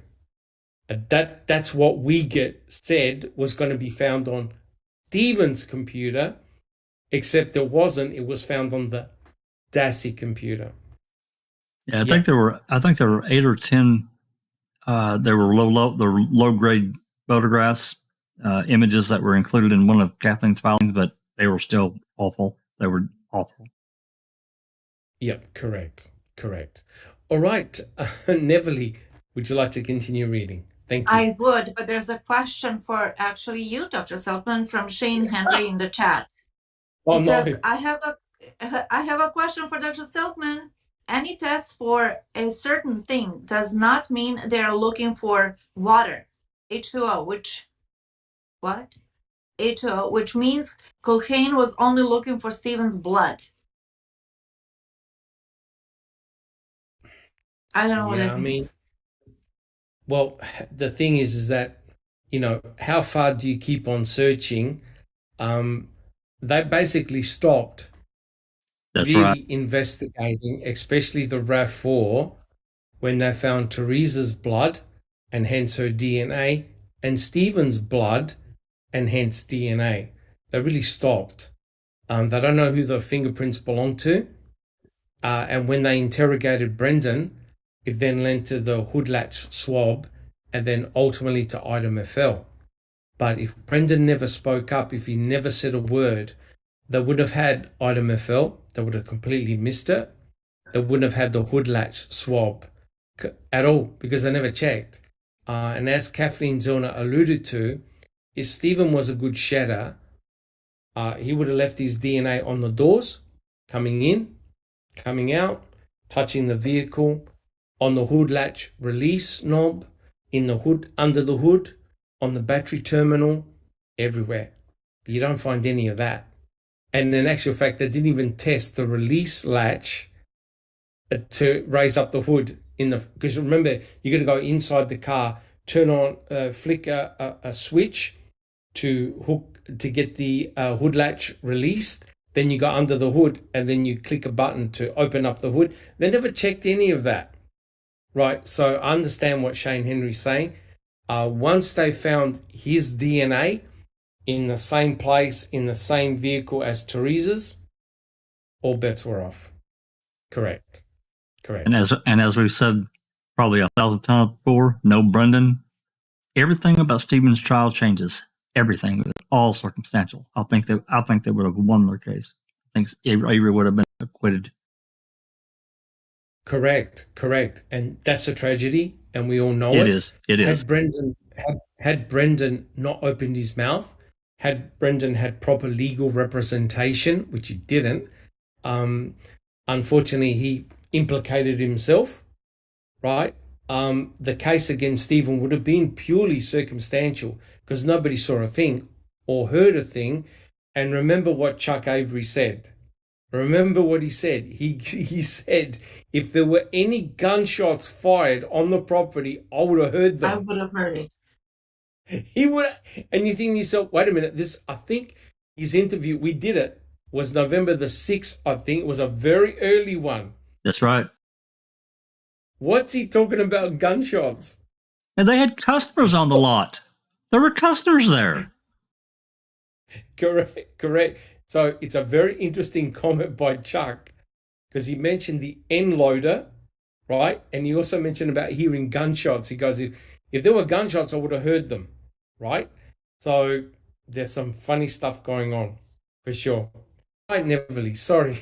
Sorry. Oh, no, Hope no, that not a answers your problem. question. No, there's really that answers your awesome question. conversation going on in the chat. But here we Yep. go. Thank you. Of the computer files that were recovered, they paint a dark picture. Foremost, they undermine Bobby's incriminating trial testimony as Kratz's first witness. Bobby testified at Mr. Avery's trial that after he arrived home on October 31st, 2005, from working the 10 p.m. to 6 a.m. shift, he went to sleep until 2:30 p.m. Bobby's testimony is demonstrably false. Mr. Hunt has determined that the Dassey computer was used to access the internet at 6:05 a.m., 6:28 a.m., 6:31 a.m., 7 a.m., 9:33 a.m., 10:09 a.m., 1:09 p.m., and 1:51 p.m. Bobby was the only person home during those hours because his mother Barb was at work. Blaine and Brandon were in school, and Brian lived with his girlfriend. This is powerful evidence that Barb was aware that her computer had incriminating files on it and that they were relevant to Miss Hallbuck's murder. Barb's efforts to delete the files before the computer was examined by authorities, in addition to her recent denials that she even had the ability to access the internet during the time in the question, reinforces this conclusion. Just a quick question. Yes. Sorry, Neverly. Now, couple of questions. Why would Bobby lie that he actually was asleep? Yeah. He said he why was would asleep. say that? Yes, he did. And remember that interview with Ken Kratz? He goes, so what if Bobby lied he was asleep?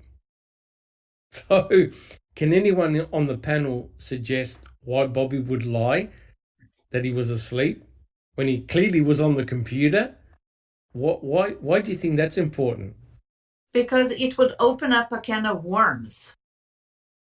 A big can of worms. Yeah. Yep. And the spotlight would shift maybe onto him.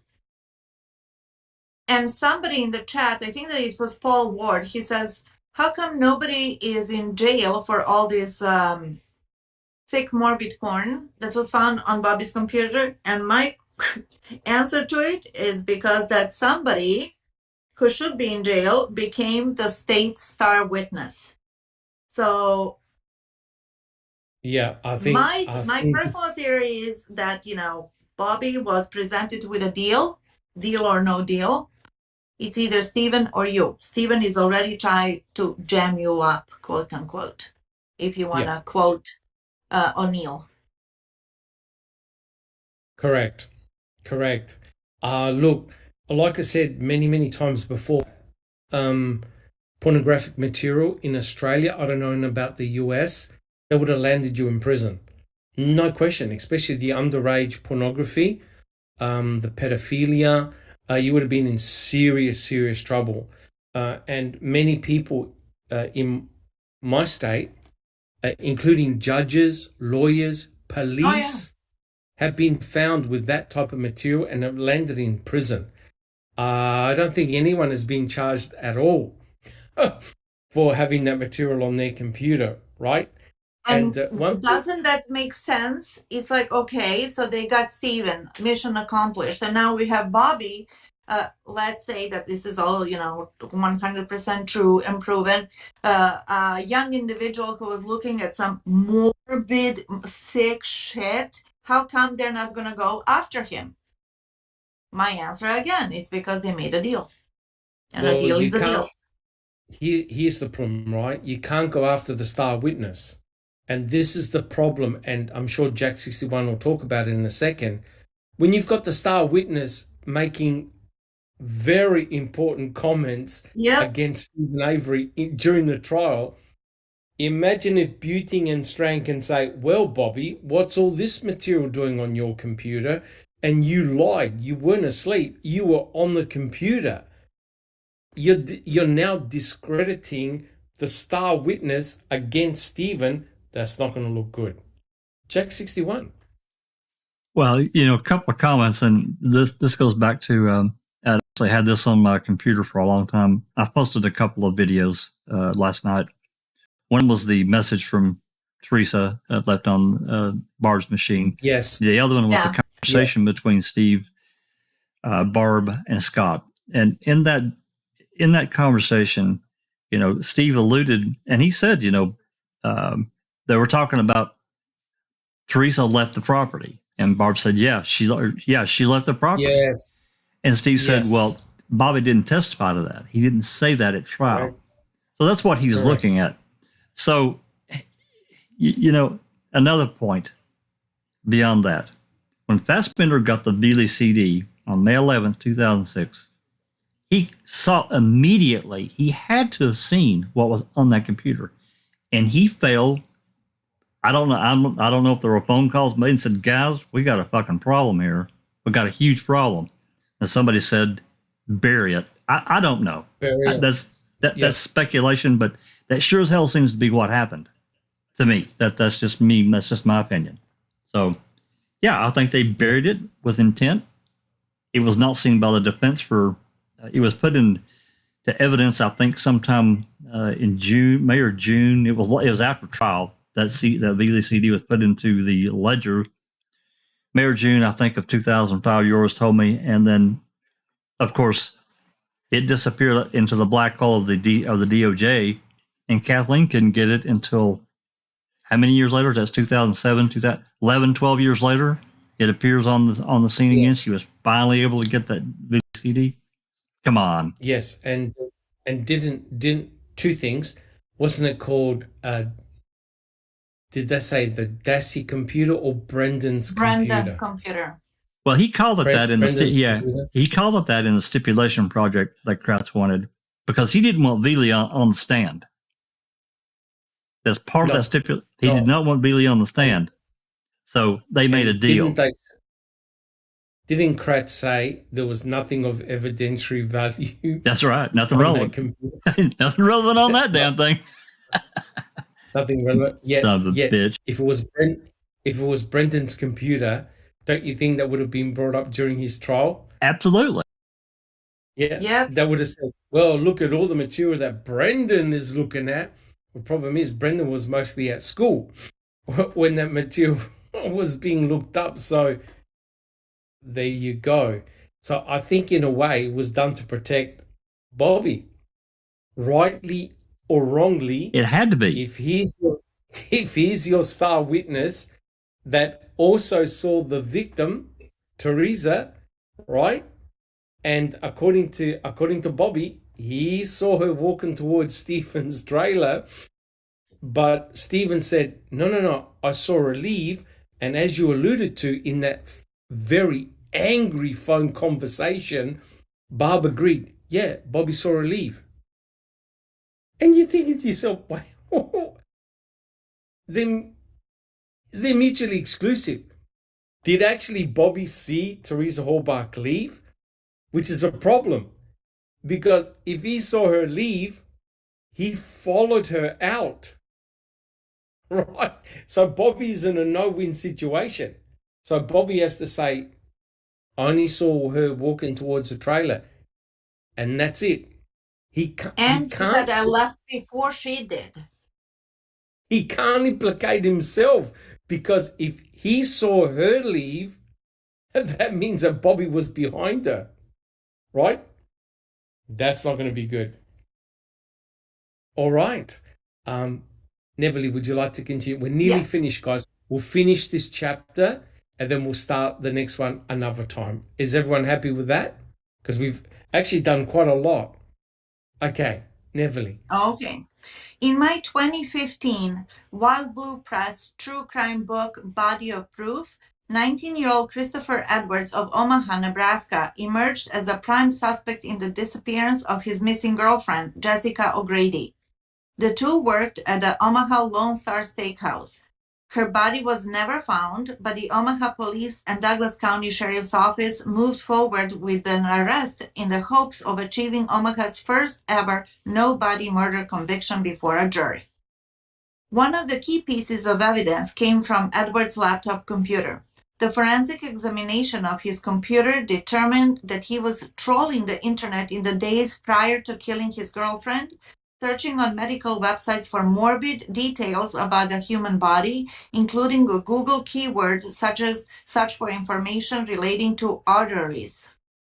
The day after Jessica O'Grady disappeared, Edwards was caught on videotape at his local Walgreens store, where he purchased several bottles of whiteout and cleaning supplies. When the police asked to look underneath his bed and his bedroom mattress, he initially balked at the idea, but then consented. When his bedroom mattress was flipped over, it was saturated with blood. Later, the jury heard all of the evidence and found Christopher Edwards guilty of murder. He remains in the Nebraska Department of Correction. To this day, he refuses to reveal where he disposed of O'Grady's body. Just Meanwhile, yes. Just a couple of questions, right? Now, did the investigators find anything on Stephen Avery's bed or bedding? Nope, nothing. Did they find any blood or body fluids? Nothing. No. They collected a vacuum bag full of hair and nothing. They cut the carpet. They found nothing. Yeah. Nothing is They nothing. were sitting on the bed. They were sitting on the Sitting on friggin' the bed. bed. Yeah. Kuchalski was. He was sitting on the bed. Yeah. Did the CSI crew that came in, did they find any evidence of any criminal activity taking place in that bedroom, in Stephen Avery's bedroom? No, neither they found anything like that on his computer, if we're going to compare the cases. Correct. So they found no cast off blood. They found no body fluids. They didn't find any blood on the carpet, on the wood paneling, and they tore up the carpet and they took the wood paneling off the wall. They found no rope marks, and they didn't find Teresa's DNA on the handcuffs or leg irons. Now, guys, let's forget about this case. If you were a criminal investigator and your CSI team presented all that information to you, that they found nothing positive, what would you conclude? What would you conclude? Nothing. Alice. There's no conclusion. There's no evidence. Nothing. No case. All right. Fling it. All right. Bye. Now, would you write at the bottom of your report, I think they cleaned up? That's why there's They no had evidence. 5 days to clean up. They had 5 days to clean up. So your CSI crew, sorry, Neverly. No, go ahead. So your CSI team can't find any forensic evidence of any crime taking place in that bedroom, right? What's your logical conclusion? Was Teresa Horbach ever in that trailer? Nope. No. They brought in the dogs. Did the dogs go crazy in Stephen Avery's trailer? Nothing. No, there was a little bit of indication, but just a little bit where there was some decayed blood. Of blood Yep. that was in the where the sink was on the ground, right? Yep, In the that's right. bathroom. That's right. Which is correct. Where he bled. And where he bled, and who did that blood belong to? Stephen Avery. Stephen Avery. Correct. So your forensic team, including dogs, checked out the whole place and they came up empty. How was Stephen Avery able to expunge the whole presence of Teresa Horbach from that room, from that trailer? Any idea? He had 5 days to do that. I so wish that. Yeah, I wish so wish that Fremgen Edelson had challenged him and said, "Oh, you're presenting evidence of a cleanup?" Because there's we've seen this before. When people try to clean blood up, you can see the mop marks and rag marks where people try to wipe shit off, and it's still there. Luminol will pick it up. That's why they use luminol. That's why they use luminol. Okay, even if you try and wash it off, potentially luminol can light it all up, right? Now, if you believe what Brendan had said in his recollections, all hell broke loose in that bedroom. All jokes aside, if what had occurred to Teresa Horbach really occurred in that bedroom, there would have been a ton of forensic evidence, right? Are you trying to tell me that Teresa Horbach never would have spat at them? There would have been saliva, skin, hair, you name it, body fluids. That place would have been a massive crime scene. The crack CSI team found zero. Is anybody on this panel slightly concerned with that?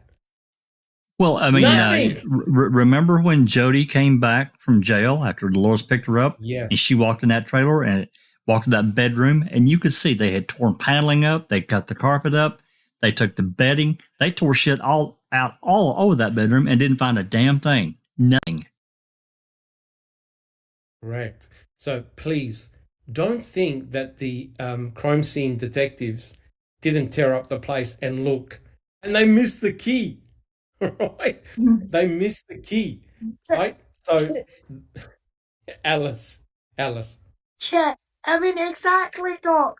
They missed the frigging key, they had ripped. I mean, there's some videos, like wee-minute videos that Jack's been putting up lately, and on one of the videos, you can clearly see it's like they're on the other side of the bed, and they're pointing the camera towards the bedroom door, where the slippers are lying on the floor, neat and tidy, may I add, right beside each other at the door. Then there's a gap, and then you have the bed, the cabinet where the so-called key was supposed to have fell from. There is no key there, period. So for them to say that this key was there and everything like that is a load of rubbish. Because by the time the key is found, it's inches away from the cabinet that it's supposed to have fell from, and the slippers have been moved as well. They weren't even in the same places where they were in the first video that they took. So not only did they plant the key, they moved the slippers to make it look like the key was under the slippers, which is a load of rubbish. Hey, Alice, I gotta tell you guys something. It was a magic key. Oh, no. Really? The magic key. Correct.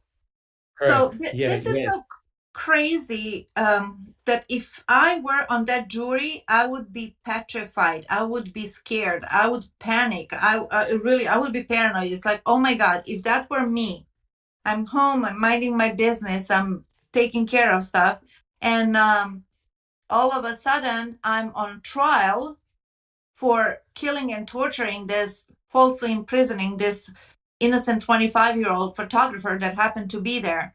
I would be petrified because I know I didn't do anything. And moreover, they didn't find anything. As a juror, I would have said, no, he's not guilty. Not only because that's the right thing to do, but because I would be scared that it could happen to anybody else. Why they freaking flipped? Why did they flip? Because they were scared. On top of that, they were scared they were intimidated by the presence of the sheriff and pizza parties and whatnot. But man, imagine sitting on that jury.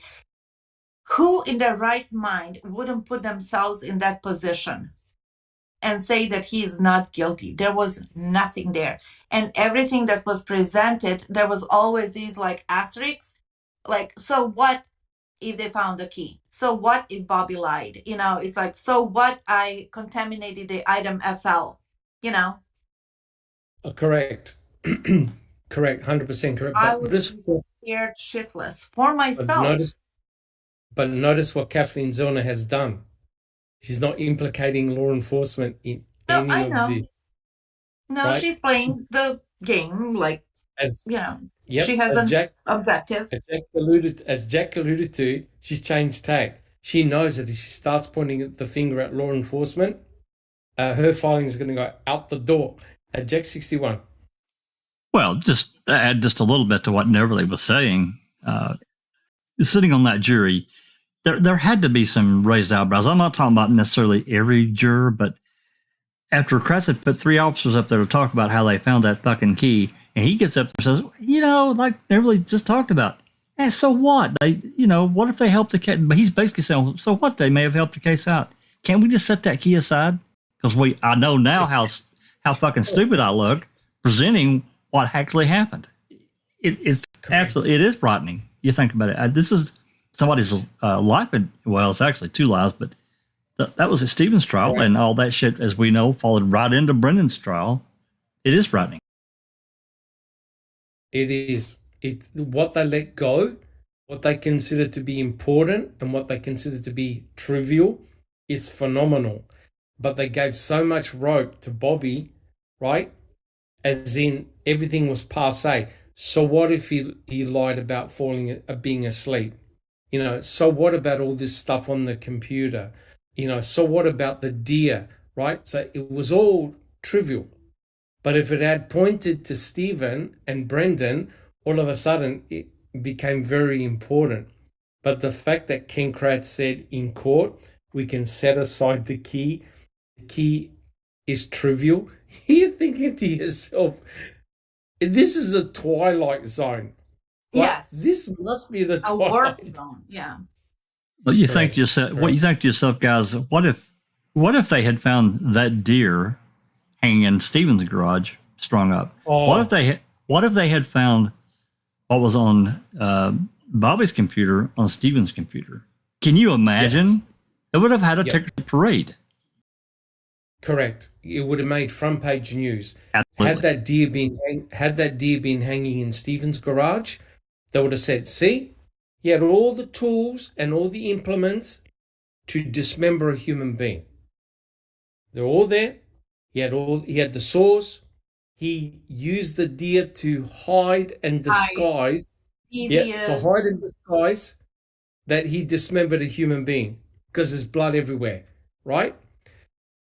Oh, look, all this pornographic material. See, I told you he had an obsession with Teresa Halbach. The problem was the deer was in Yanda's garage.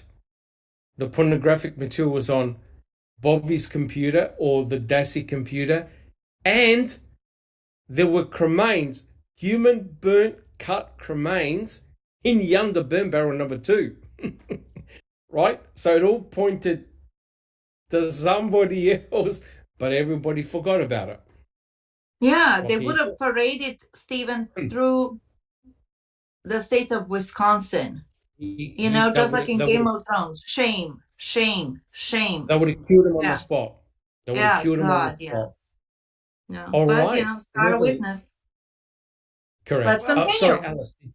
Alice, did you have a comment? Well, quick comment. Yeah, well, that's what brings me right back to the 2 files being on the computer, because when that computer first got took in 2006 or whenever it was, and the files had been on that computer then, because we've got to remember they were saying that this computer was Stephen's computer, right? So if that Teresa file and the file about the DNA and that was on that computer back then, they would have been shouting it from the high heavens. Oh, well, it's Avery's computer, and there was a file on it and pictures of Teresa, and there was a folder for DNA, and there was all these gruesome pictures and everything like that. So that's what makes me think that they 2 specific files did not get put on that computer until they took it back in 2017, hid it for the 5 months, and then Kathleen, because Kathleen put an emotion or something like that, or asked for the computer or something like that, and that's why they went back for it. So in 2017, they two files got put on that computer so that when Kathleen got the computer, there was the connection for Stephen. And that's just my opinion and my speculation. And to add to that, I'm pretty sure the results that the state got on that the second time they took it, they've never released. It's never been released, to my knowledge. I think that's right. Yeah, which is more fishy. You know what I mean? It is. It's just too fishy. Because they would have paraded that, but Ken Kratz would have done a March 1st interview, press conference. Well, another press conference. Yeah, they found this and they found a file with Teresa's name on it and everything like that. So this is our man, you know, and none of that happened. Well, they would have. To me, sorry guys. Oh, go ahead, go ahead. I was going to say, to me, that's almost more damning than the pornographic material, because now you've got a direct connection to the crime by putting up Teresa, Stephen, and DNA folders. You can't get any more better than that. That's right. That's exactly right. Correct. And just to complete this chapter, what we were discussing, believe it or not, Cherie Cohen was asked, did you examine any of the bedding? And you know what she said? The mattresses. She said, no, she wasn't asked to examine the mattresses, right?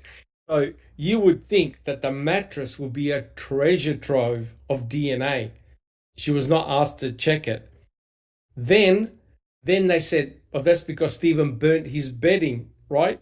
But when they checked the burn pit, there was no box springs, there was no mattresses, there was nothing, right? So clearly he had never burnt any of his bedding. And Kucharski, as Alice pointed to, was sitting on the bed, right? You're not going to sit on a bed where you think a rape or murder or whatever took place. No way. So clearly, common sense prevailed when they went in and thought, guys, there's nothing here. Nothing here. Correct. Jack 61. Last comment before we start reading, and I made this comment last week. I'll probably continue to make it because I think it's important. But remember, they knew right from the very beginning that Brendan had said he was with Stephen on that night. He admitted to that, and he was not. They didn't go after him. They waited about 4 months, 5 months, whatever the hell it was, to go after him. That's a really huge red flag for me. So anyway, I'm going to leave that there. Correct. Okay, Neville. Thank you, Jack 61. Okay, Neville, would you like to continue? Sure. Mr. Avery cannot be faulted for failing to detect Barb's efforts to concealment prior to his trial. In fact, as recently as October 24, 2017, Barb denied that she even had internet during this period of time. The evidence is material because it supports Mr. Avery's theory of an alternative perpetrator. There was no evidence elicited at trial concerning Barb's efforts to remove evidence on the Halbach's murder at a home computer, Zellner said. But questions linger to this day. What had Barb come upon on her family's computer? Was she out to protect someone sinister in her family? Someone the authorities had chosen to overlook? Was she willing to sacrifice her relationship with Brendan in order to keep her other more desirable family members out of law enforcement custody?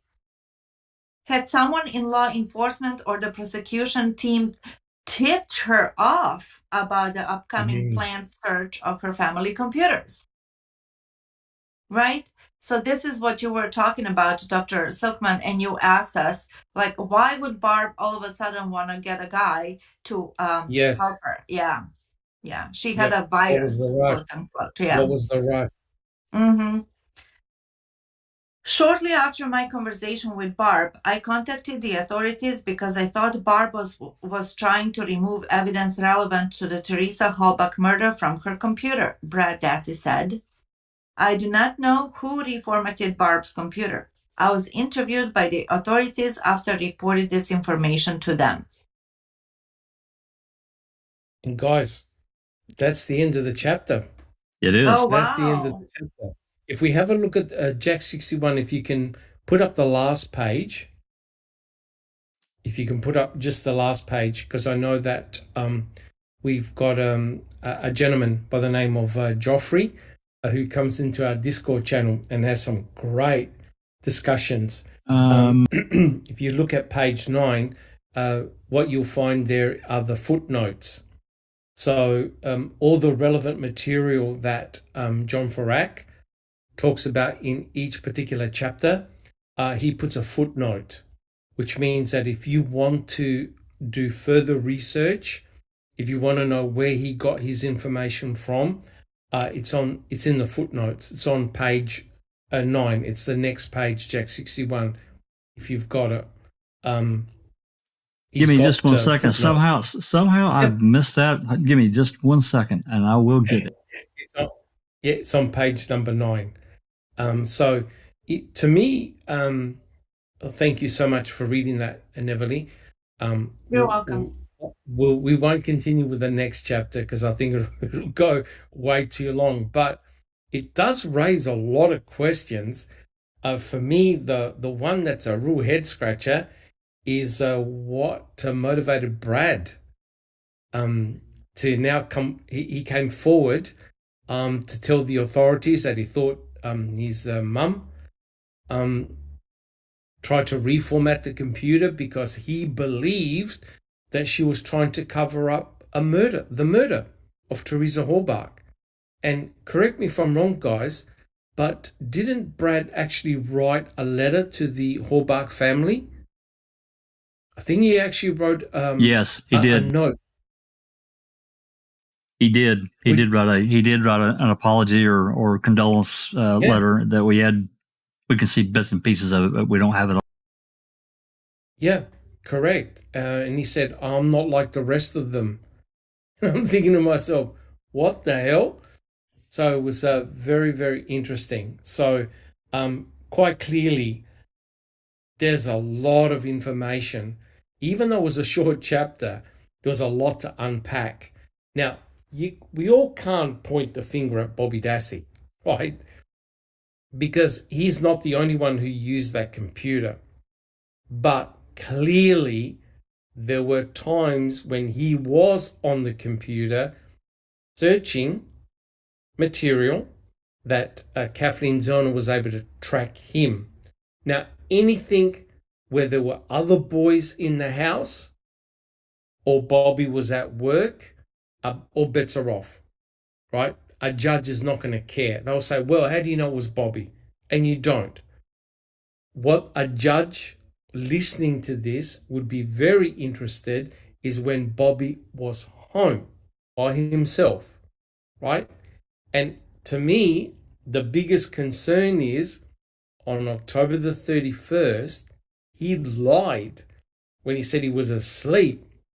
And guys, that now begs the question, did Bobby actually hear the call of Teresa when she called in? Because correct me if I'm wrong, Jack 61, but didn't she say, I don't have your address and I need your address to get out there? Jack 61. Right. That's right. That's exactly right. You've got the call, haven't you? I do have the call. I do have the call. Are you able to play it? I can. If you give me just 1 second, I can play it. Yeah, I tell you what. Let's have a listen to it. Now, according to what Bobby said, he goes, no.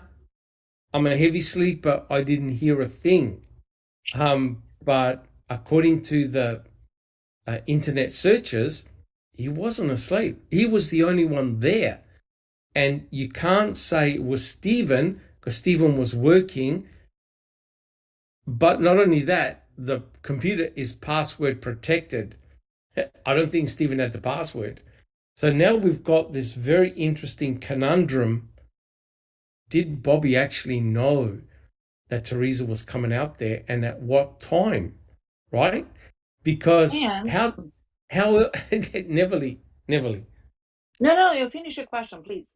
I was going to say, how else do you explain the unbelievable timing that as Teresa rolls up, Bobby can see her from the window? Yeah. Perfect And let's timing. not forget that Steven said at one point that he saw Tadich being at the property because he saw his truck parked in front of their garage, which is a very specific comment to make up if he was lying. You know what I mean? And so that's one point. And another point regarding Bobby. Bobby said that he was asleep. Bobby also said that he didn't know who Teresa was, that he never Correct. met her, and that he didn't know Never she met was her. coming, which is debunked, right? So, yeah. Correct. Jack 61, do you have? Can you play that audio? I can. Give me just 1 second here. I'll get flipped over. And anyone here that's here in Discord, you're going to have to unmute for this. Unmute YouTube. That is. This is not a very long clip. I think it's like 45 seconds or so. So here we go. I think it's like 45 seconds or so. So here we go. Hello, this is Teresa with Auto Trader Magazine. I'm a photographer, and I'm just giving a call to let you know that I could come out there today in the afternoon. It would probably be around 2 o'clock or even a little later. If you could please give me a call back and let me know if that'll work for you, because I don't have your address or anything, so I can't stop by without getting a call back from you. And my cell phone is 737-4731. Again, it's Teresa, 920-737-4731. Thank you. Monday.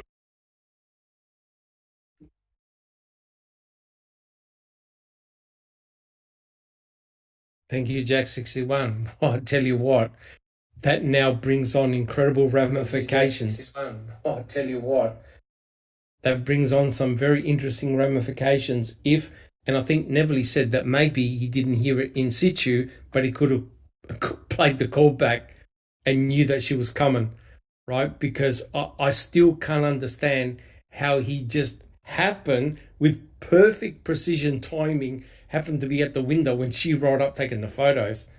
It's too much of a coincidence. All right. Well, look, guys, that's that was truly a fascinating little podcast there.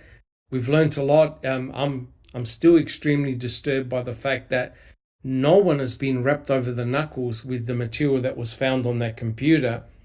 It just seems to have been expunged and disappeared. So I think we'll put a close to the podcast. We'll just go quickly around the panel members. Thank you so much for Neville for the ref. Jack 61, you're terrorizing us with that. I couldn't resist. We've been talking about it, so I'll switch my background. Correct. So, look, I'd like to thank Neville for her excellent reading. This is a really interesting project that Neville's got going with the reading with the crew, and hope everyone appreciates it.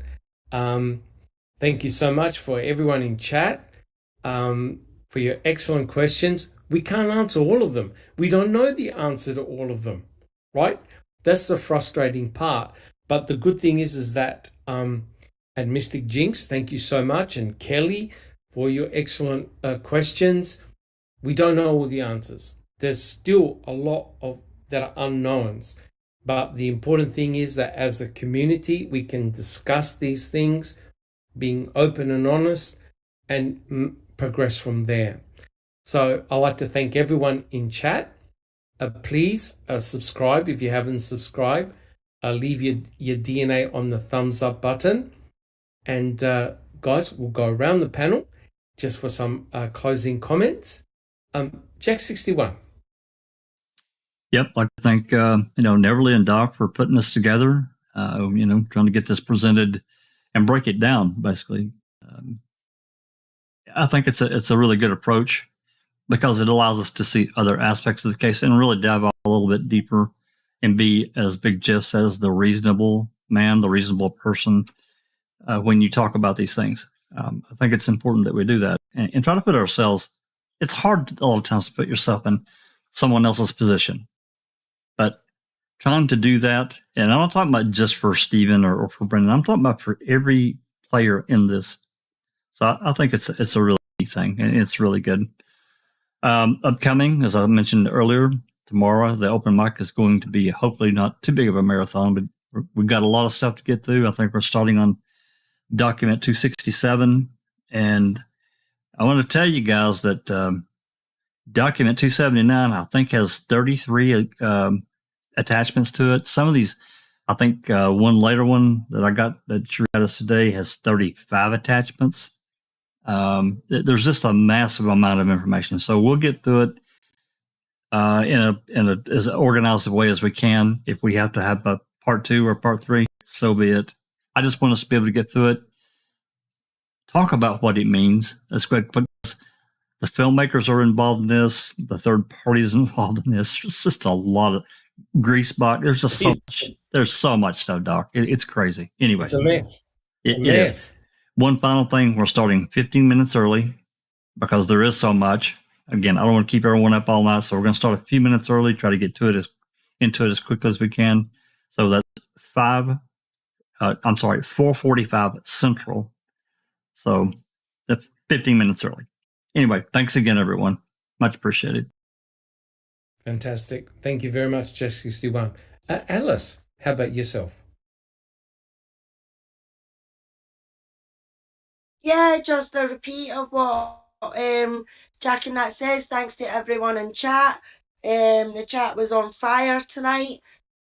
Some great questions. As you say, we can't answer them all because we don't know, and sometimes the chat goes that fast that we miss some.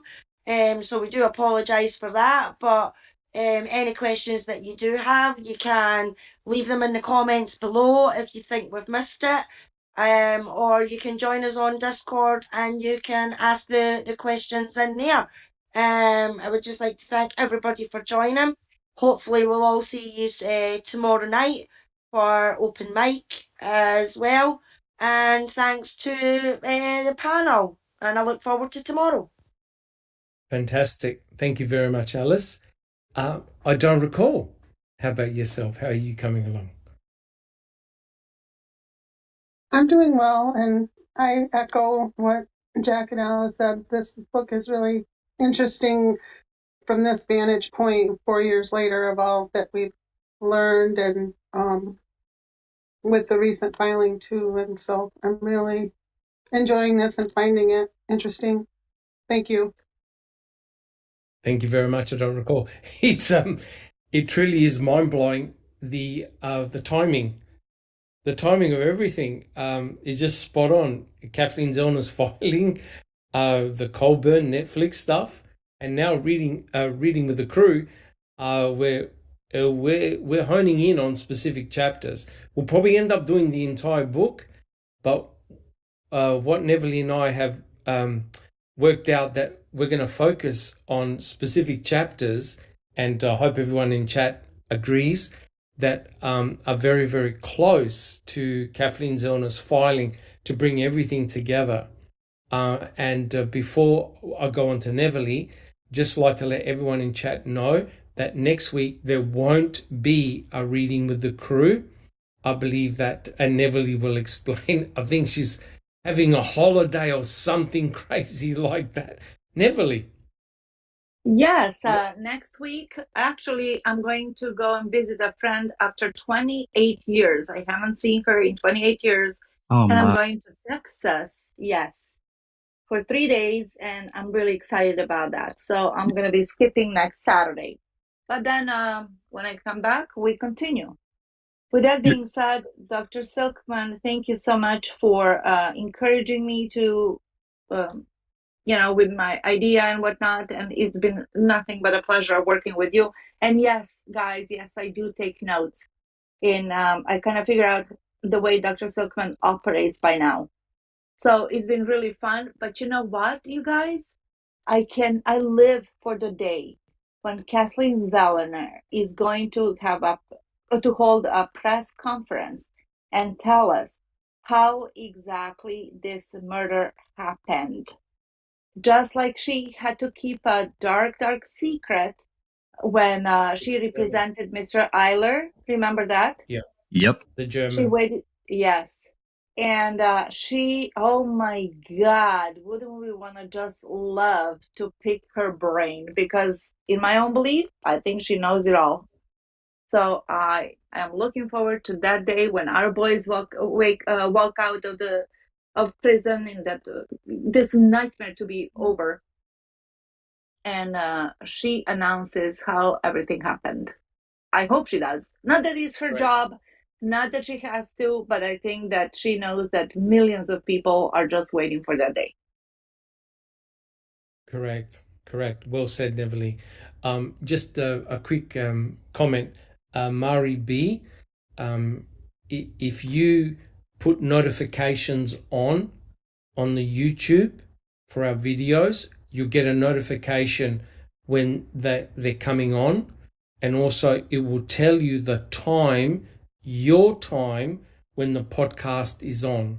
So you won't miss it. So if you turn notifications on and set it to all, when there's a podcast coming up, it'll tell you in YouTube in your time zone.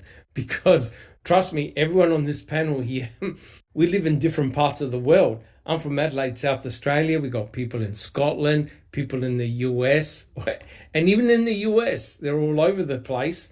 So trying to keep up with the different times is a nightmare. But if you've missed it, you can always replay it back and listen to us on the podcast. And again, guys, please give us some feedback. Do you enjoy the new series?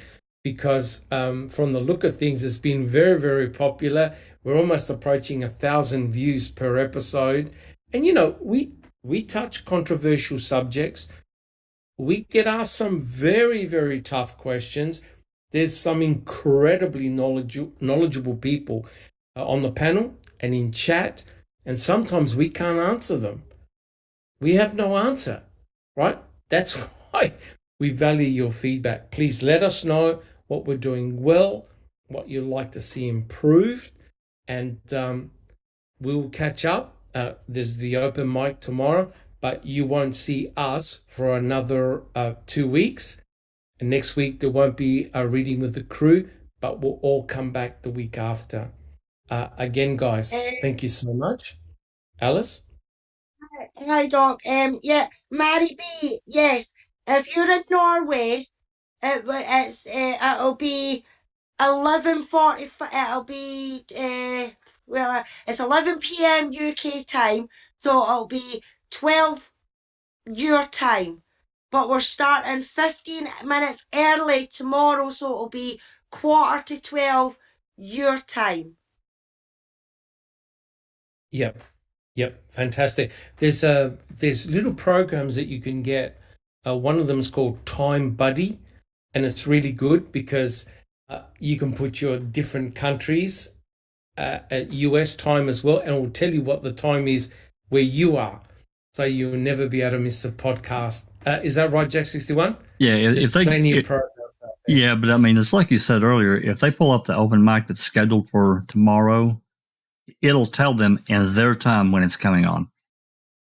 Yeah, correct. Well, that's what I was going to say. If you're not getting notifications, what to do is unsubscribe, then resubscribe, go to the bell notifications and hit all.